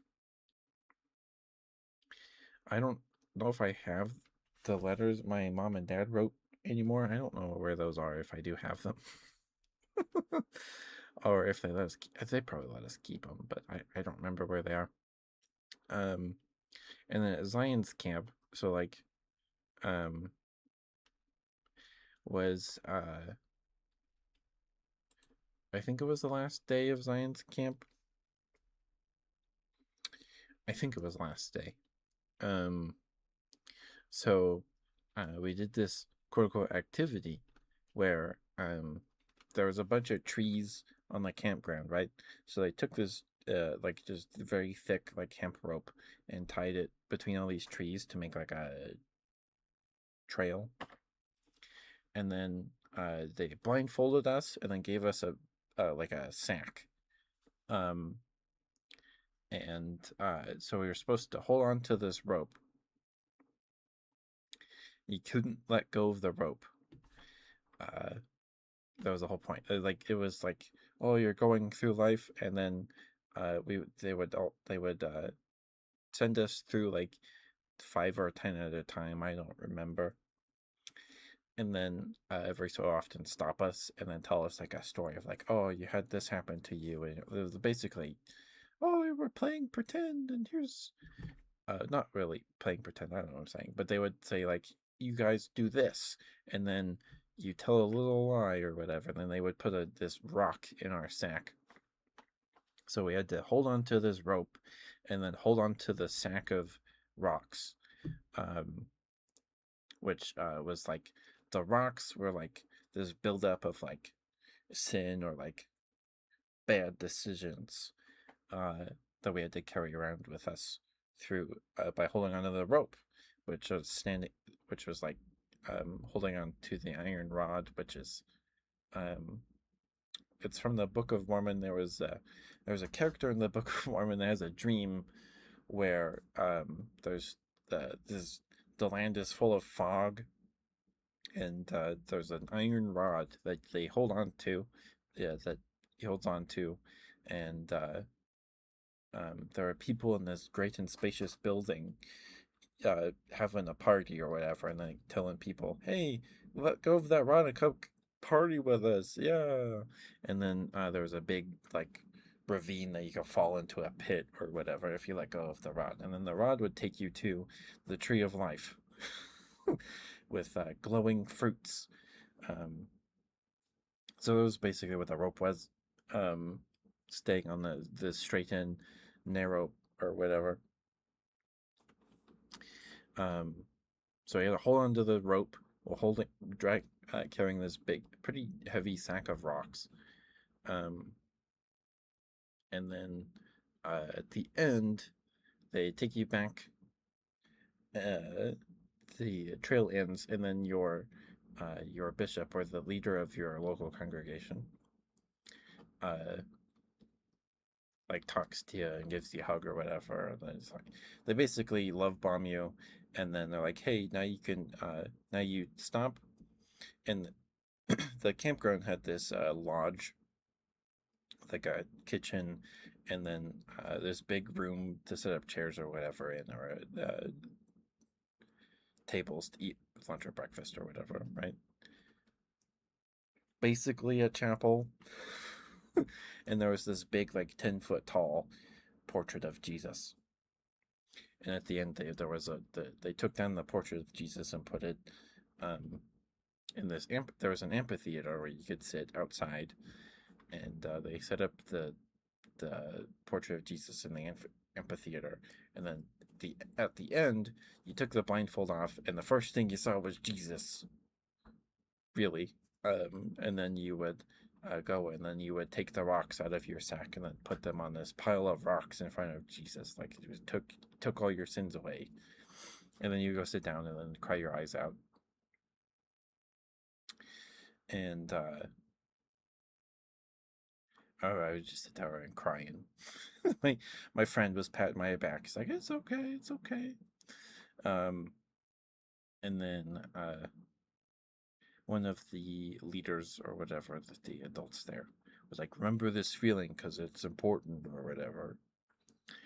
And then I remember we were supposed to take a journal or whatever, write in it. I remember writing it. I was like, "I'm gonna go on a mission," and then I didn't. I'm glad I didn't. Anyway, that's like the cultiest it's been, was that, and then the letters from my parents at Trek that they wrote, and then love bomb me with that. Anyway, we have the last ad break in about 20 seconds. So thank you guys for spending time with me tonight. I did not intend to go rambling about Funko Pops, MetaZoo, and then laundry, and then Mormonism tonight. I didn't mean to do that. I hope it was a good time. I don't know if this is good ASMR. I apologize.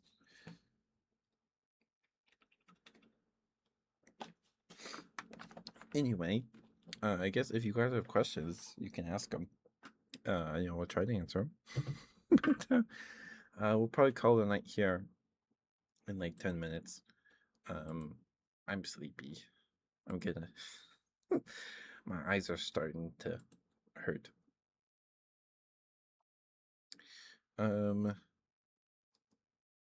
Wampus is live, but they're not streaming ASMR.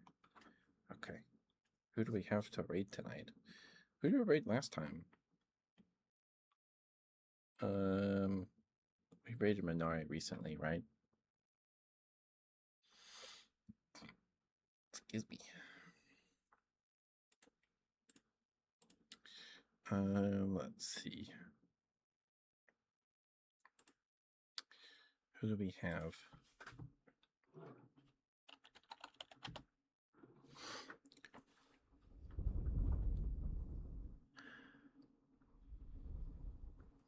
Is this a bear? Oh, it's a Spanish stream. Okay.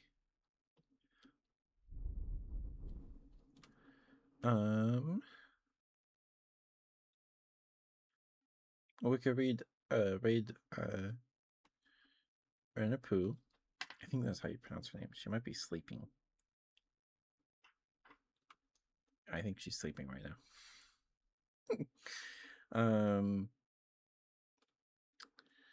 Okay.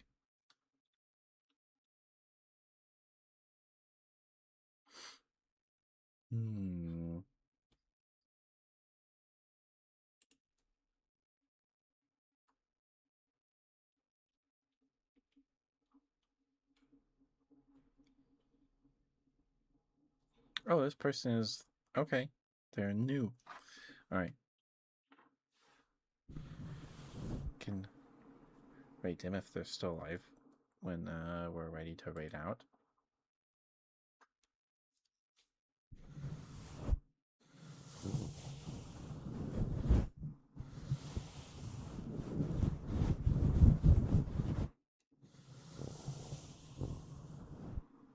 Oh,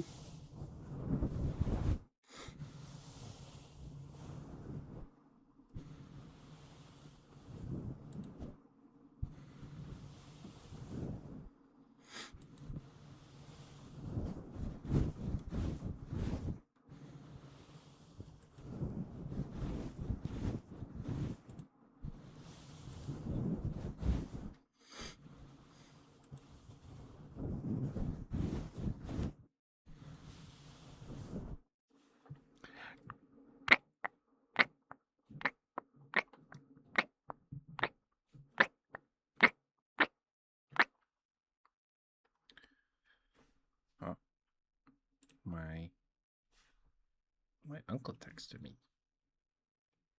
So my uncle texts me paleo art he finds on his Facebook feed.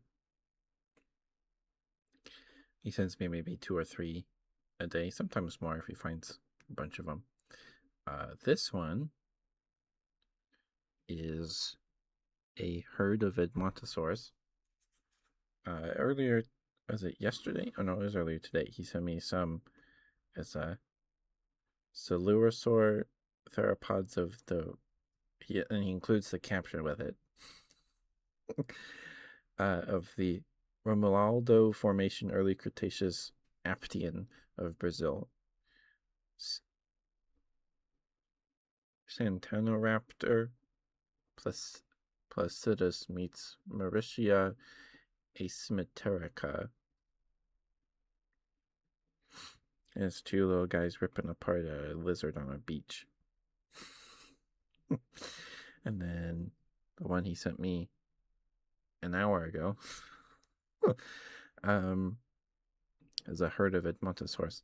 Now, Edmontosaurus is actually really big. Like, in my brain, I don't think of Hadrosaurus as like really large, but there were some pretty big ones. I think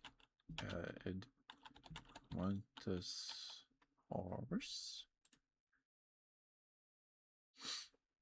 Let's see, Wikipedia. Where is it? Tell us. The exceptionally large specimens of E. and anestins measured around 15 meters or 49 feet long, or 15.9 metric tons.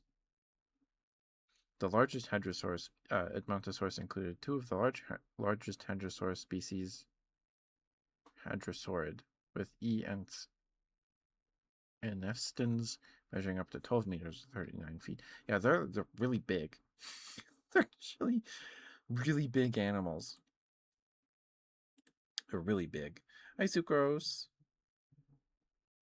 T-Rex with their size alone, I imagine they often had to. Yeah. Well, there's that. There's a paleontologist that did a presentation. It's like an hour-long video. I love that video. But he talks about T-Rex, and one of, because there's, Jack Horner said that he thinks T-Rex was too big to be a pursuit predator or anything like that. So he thinks T-Rex was a scavenger, which why would, I mean, scavengers like ancient dog species, canine species and things had the bone crushing bites. But yeah, he's that's kind of ridiculous. Like, why? I'm sure T-Rex did scavenge, but and he did. We have evidence for them actively hunting, and then evidence of them scavenging. So there's an Edmontosaurus tail vertebrae that we have, and they did a CAT scan of it or whatever, like it because it looked weird, and they did like a CAT scan or whatever, and it has a T-Rex tooth. Only because, yeah, it's real stupid. The T-Rex tooth is embedded in the Edmontosaurus vertebrae, and then the bone healed over and then swallowed the tooth. So some T-Rex attacked this Edmontosaurus, the Edmontosaurus lived, and then took the T-Rex's tooth, and then the bone healed over the tooth and sealed it like a tree growing over an axe. Really cool.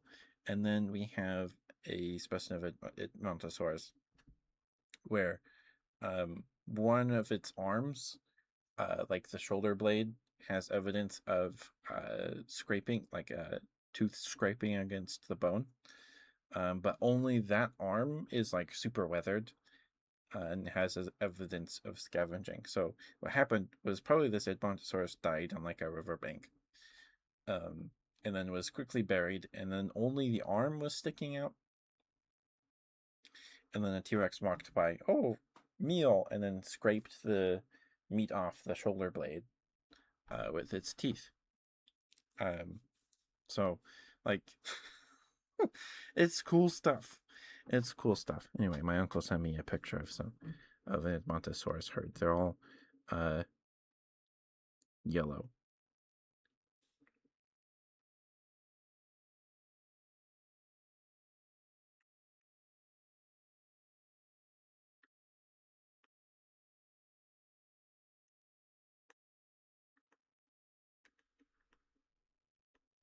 Anyway, it is pretty metal. It's so cool. But hi, Sucrose. How you doing? Good to see you.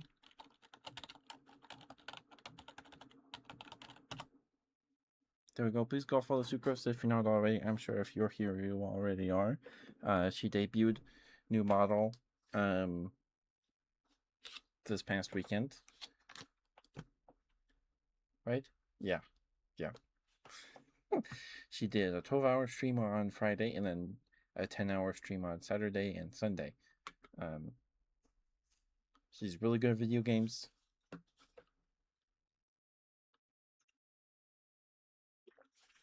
Confused by VTS, so I mix it up. I don't know if I'm just lucky or I just don't use VTS enough, but I just open it and then press the start stream button. I hope you get those figured out. Just been rambling and yapping for like 2 hours about Funko Pops and why they suck and why the company is failing. MetaZoo again, to compare it to what's going on with Funko, and then folding laundry, leading into the Mormonism stuff, and now we're talking about dinosaurs. So just this happens at least once a month. It's at least once a month. Oh, okay. Gotcha. Yeah, Edmontosaurus is huge. Huge animal.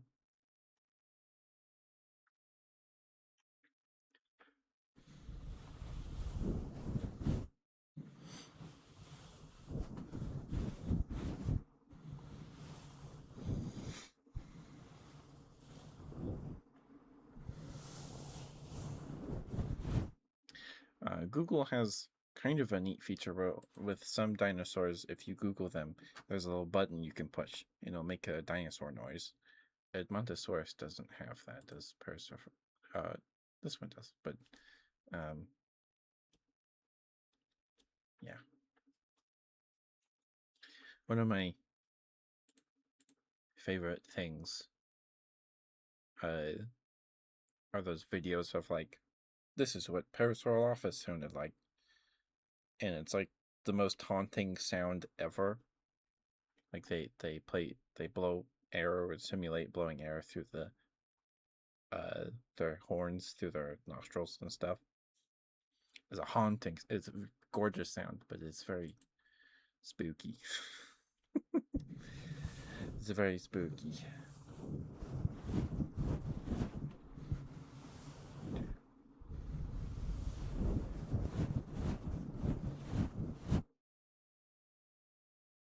But my favorite dinosaur is Mononychus.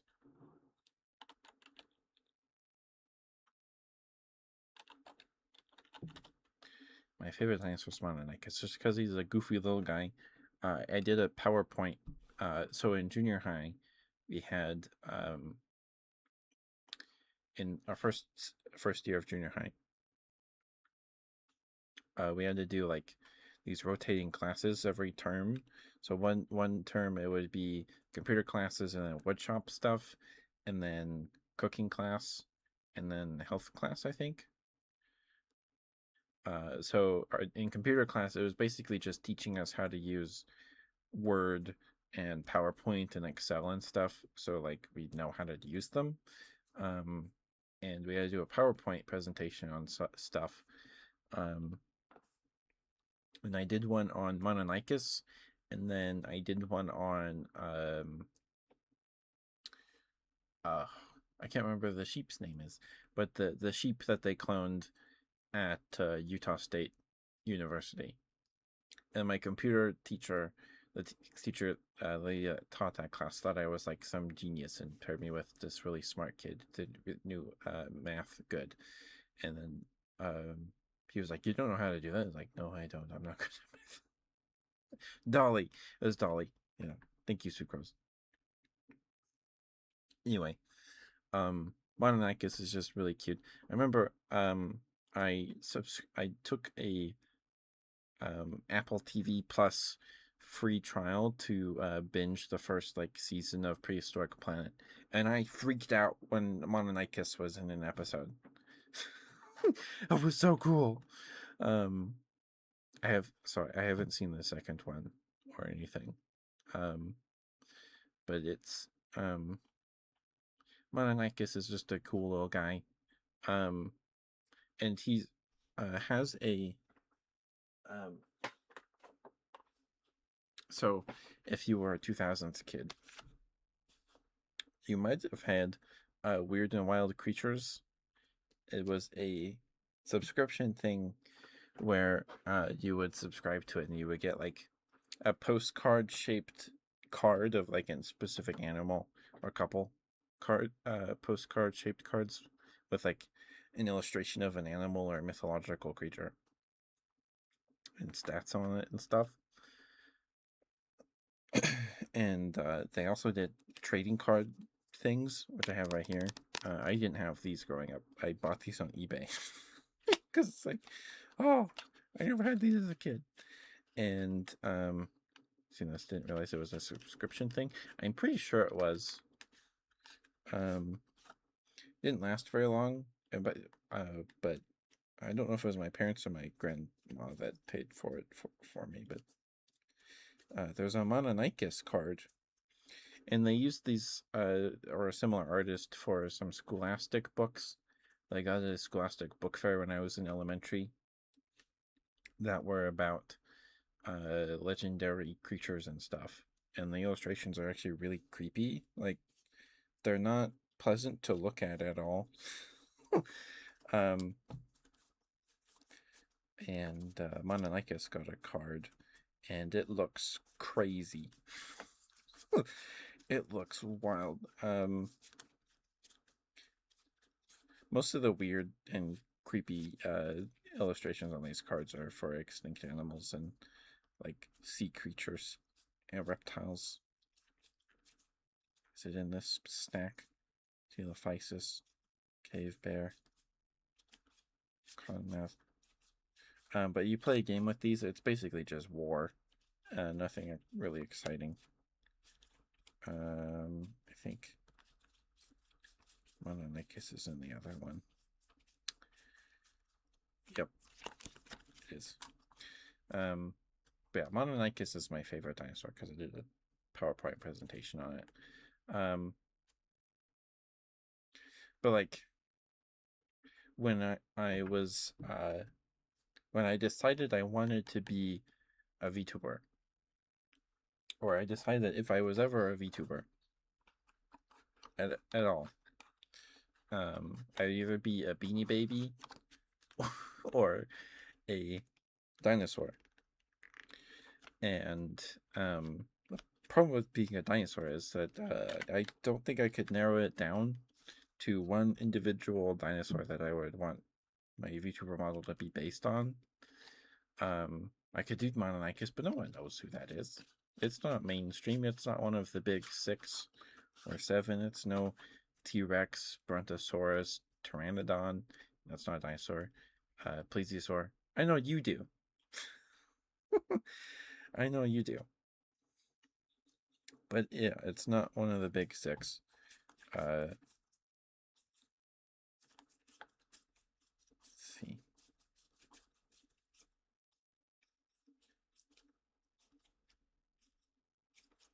There's Mononicus. So the illustration of Mononicus on these weird and wild creatures trading cards. He's like they gave him feathers, but like only on like his back and tail, and then on his neck, in the back. So he looks like he's a plucked chicken, and he's like rainbow colored. It's a very weird illustration. What does it say about him? Whether Mononicus was a bird or a dinosaur didn't matter to prey. All victims knew was that they couldn't outrun the speedy predator. Its long neck and sharp beak could swoop down and snatch up any prey on the run. That portrays it as some it ate bugs probably. But okay.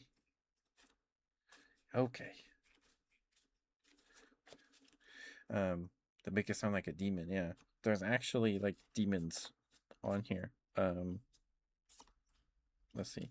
There's Ogopogo, Shiva, a Siren, Chupacabra, Piazza. That's not a MetaZoo card. The Phoenix, the Wyvern. The Wyvern Weird and Wild Creatures illustration is like one of the most nostalgic images ever. It looks so funky. So weird looking. But yeah. The one in question, smaller, like it's the size of a turkey. It's not very big. He's not a big he's not a big he's just a little guy. Just a little guy. Leave him alone. He asked for no pickles. But yeah, so and then I was like, well, I probably can't just be a Beanie Baby, because if I was gonna be a Beanie Baby, it'd probably be a Beanie Baby bear. But those guys don't have mouths; they just have 2 eyes and a nose, and it's probably a copyright issue. But yeah. So I ended up with what I am right now. An antique teddy bear.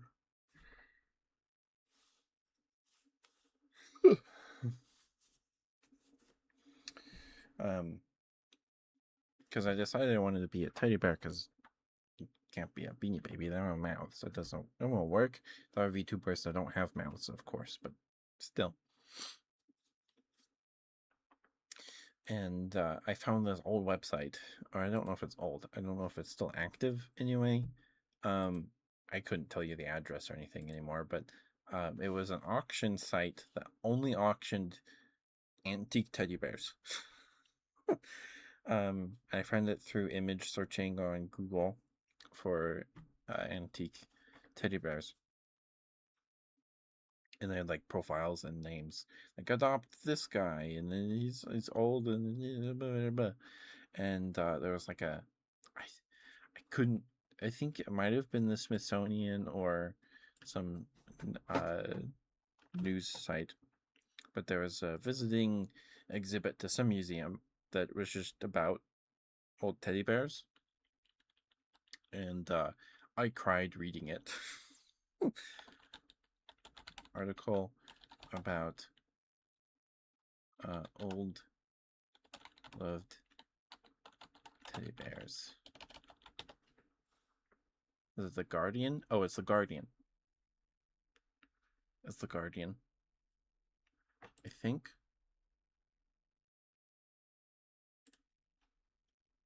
Yeah, it's The Guardian. Oh my goodness. But it's just a bunch of really old plushies and pictures of them. and it made me cry looking at it. Um, this article is more than 12 years old. October 2013. Um, like there's one that's just the head and like a little string of cotton coming out of its neck.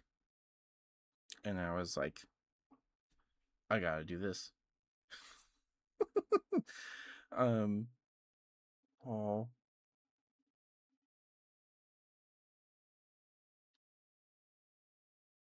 that one looks so grumpy. Maybe it was a different one. I don't know. Maybe I'm imagining that image or misremembering. Um, maybe I'm thinking of this one.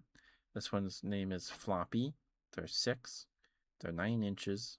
Belongs to Eve McLaughlin. Floppy has gone everywhere with Eve from the time she was able to hold him. She rubs his paw on her nose and lips as she sucks her thumb. He makes her feel safe and sleepy. One day, Floppy fell out of the buggy in the park when Eve fell asleep. My husband, Michael, hardly slept that night. He was so upset. He got up at some unearthly hour and was standing at the gates of the park when it opened at 7 a.m. He searched everywhere and, in desperation, tried all the bins. He says that apart from his wedding day and the birth of his kids, it was the happiest moment of his life when he found Floppy in that bin. And it's just this very well-loved rabbit plushie right here. It's so cute. It made me cry my eyes out. There's this one, Pink Teddy. He's 24, 13 inches. Belongs to Aisling Hurley. Pink Teddy was born on Christmas Day, 1988, when I was 6 months old. Back then, he was bright pink with a red waistcoat, and we were instantly inseparable. We have been apart for only a few nights since. So I think it was, I don't think it was a museum exhibit. I think it was just a photographer. This one's just Teddy, age 63, 16 inches. Margaret Clonan, Margaret Clonan. Margaret's dad bought Teddy for her as a baby. He was her constant companion, and she slept with him until she was 21 when she got married. She hid him in her suitcase on her honeymoon. Teddy now sits on the shelf with her hubby's Teddy dog. She says Teddy has been everywhere with her and will also be buried with her. See, that makes me cry. It's so sweet. It's so sweet.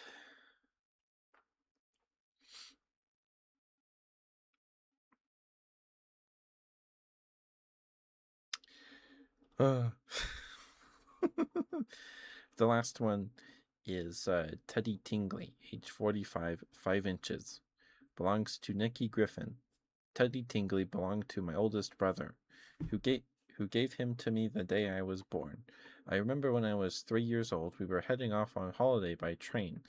As the train started moving, I glanced out the window to see, to my horror, Teddy sitting on a bundle of my comics left on the station platform. Thanks to my mum roaring out the window, "The Teddy! The Teddy! I just want the Teddy!" Some kind person picked up Teddy and ran with him as the train picked up speed, reaching up to the window just in time for Mum to grab him. He looks so grumpy. Teddy Tingley's a good name for him. It's a good name for Teddy Tingley. Okay, we'll read one more and then we'll call it a night. This one is the longest. I think this one is the longest text. So this one is a panda bear. Name Panda, age 50, 16 inches. Belongs to Mark Nixon. I think I only ever called him Panda. I remember clearly snuggling up with him in bed as a child, which is probably why watching my son Kellum with his teddy spurred me on to starting this project. As my interests were focused elsewhere, girls and music mostly, Panda spent many years on top of the wardrobe in the spare room of my mother's house.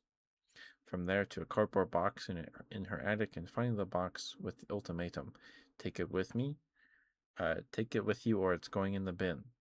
So he joined the scores of other soft toys belonging to my children, ending up in a trunk in the spare room.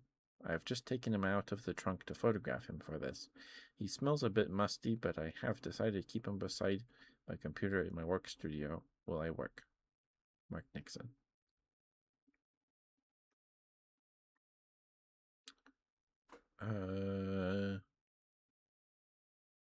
Yeah. So it's just very cute. It's a very cute article. It's on the Guardian. Much loved teddy bears in pictures by Mark Nixon. Yeah. It's very cute. It's just super cute. But I found that article and then the auction site with a bunch of old teddy bears. I was like, I need to be an antique teddy bear. Anyway. Okay. What a stream. Okay. I think we'll rate this person. She has 33 followers. I think she just started. She's doing some ASMR. So give me a second to swap my headphones and we will be right back. And then we will get we'll get the right going. Thank you guys for spending time with me tonight. Thank you. I appreciate it.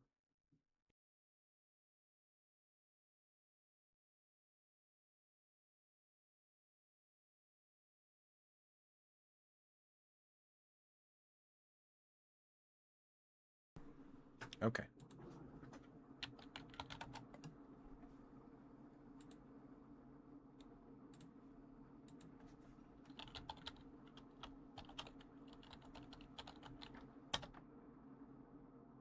Okay, they have raids on. All right, thank you guys for being here. Thank you for spending time with me tonight. Thank you. Sorry, I ended up just rambling for a couple hours. Um, I hope it was nice. You guys have fun. Anyway, I'll see you guys tomorrow for some Baldur's Gate 3. Take care of yourselves. Take your meds. Drink some water. Brush your teeth. Take your vitamins. Don't forget to floss. Use mouthwash. And I will see you guys tomorrow. Thank you for spending time with me tonight. And go get a snack and then go to bed. I'm sleepy. But good night, guys. Thank you for being here, CJ, Genie, Sucrose, Kool-Aid Man, Rock Lobster, and Bun Bunny. Thank you guys for spending time with me tonight. Thank you. I will see you all tomorrow. Take care of yourselves. Yeah. If you need some more ASMR, if this wasn't ASMR enough for you, please go. If you want to watch the VODs, please do that on YouTube, as we're monetized over there. I have enough subs or watch time, so there's no ads. If especially, I recommend that, especially if you're gonna watch the ASMR VODs. But good night, guys. Please be nice. Bye bye. Good night. Bye bye. Love you. Bye bye. Good night. Bye bye.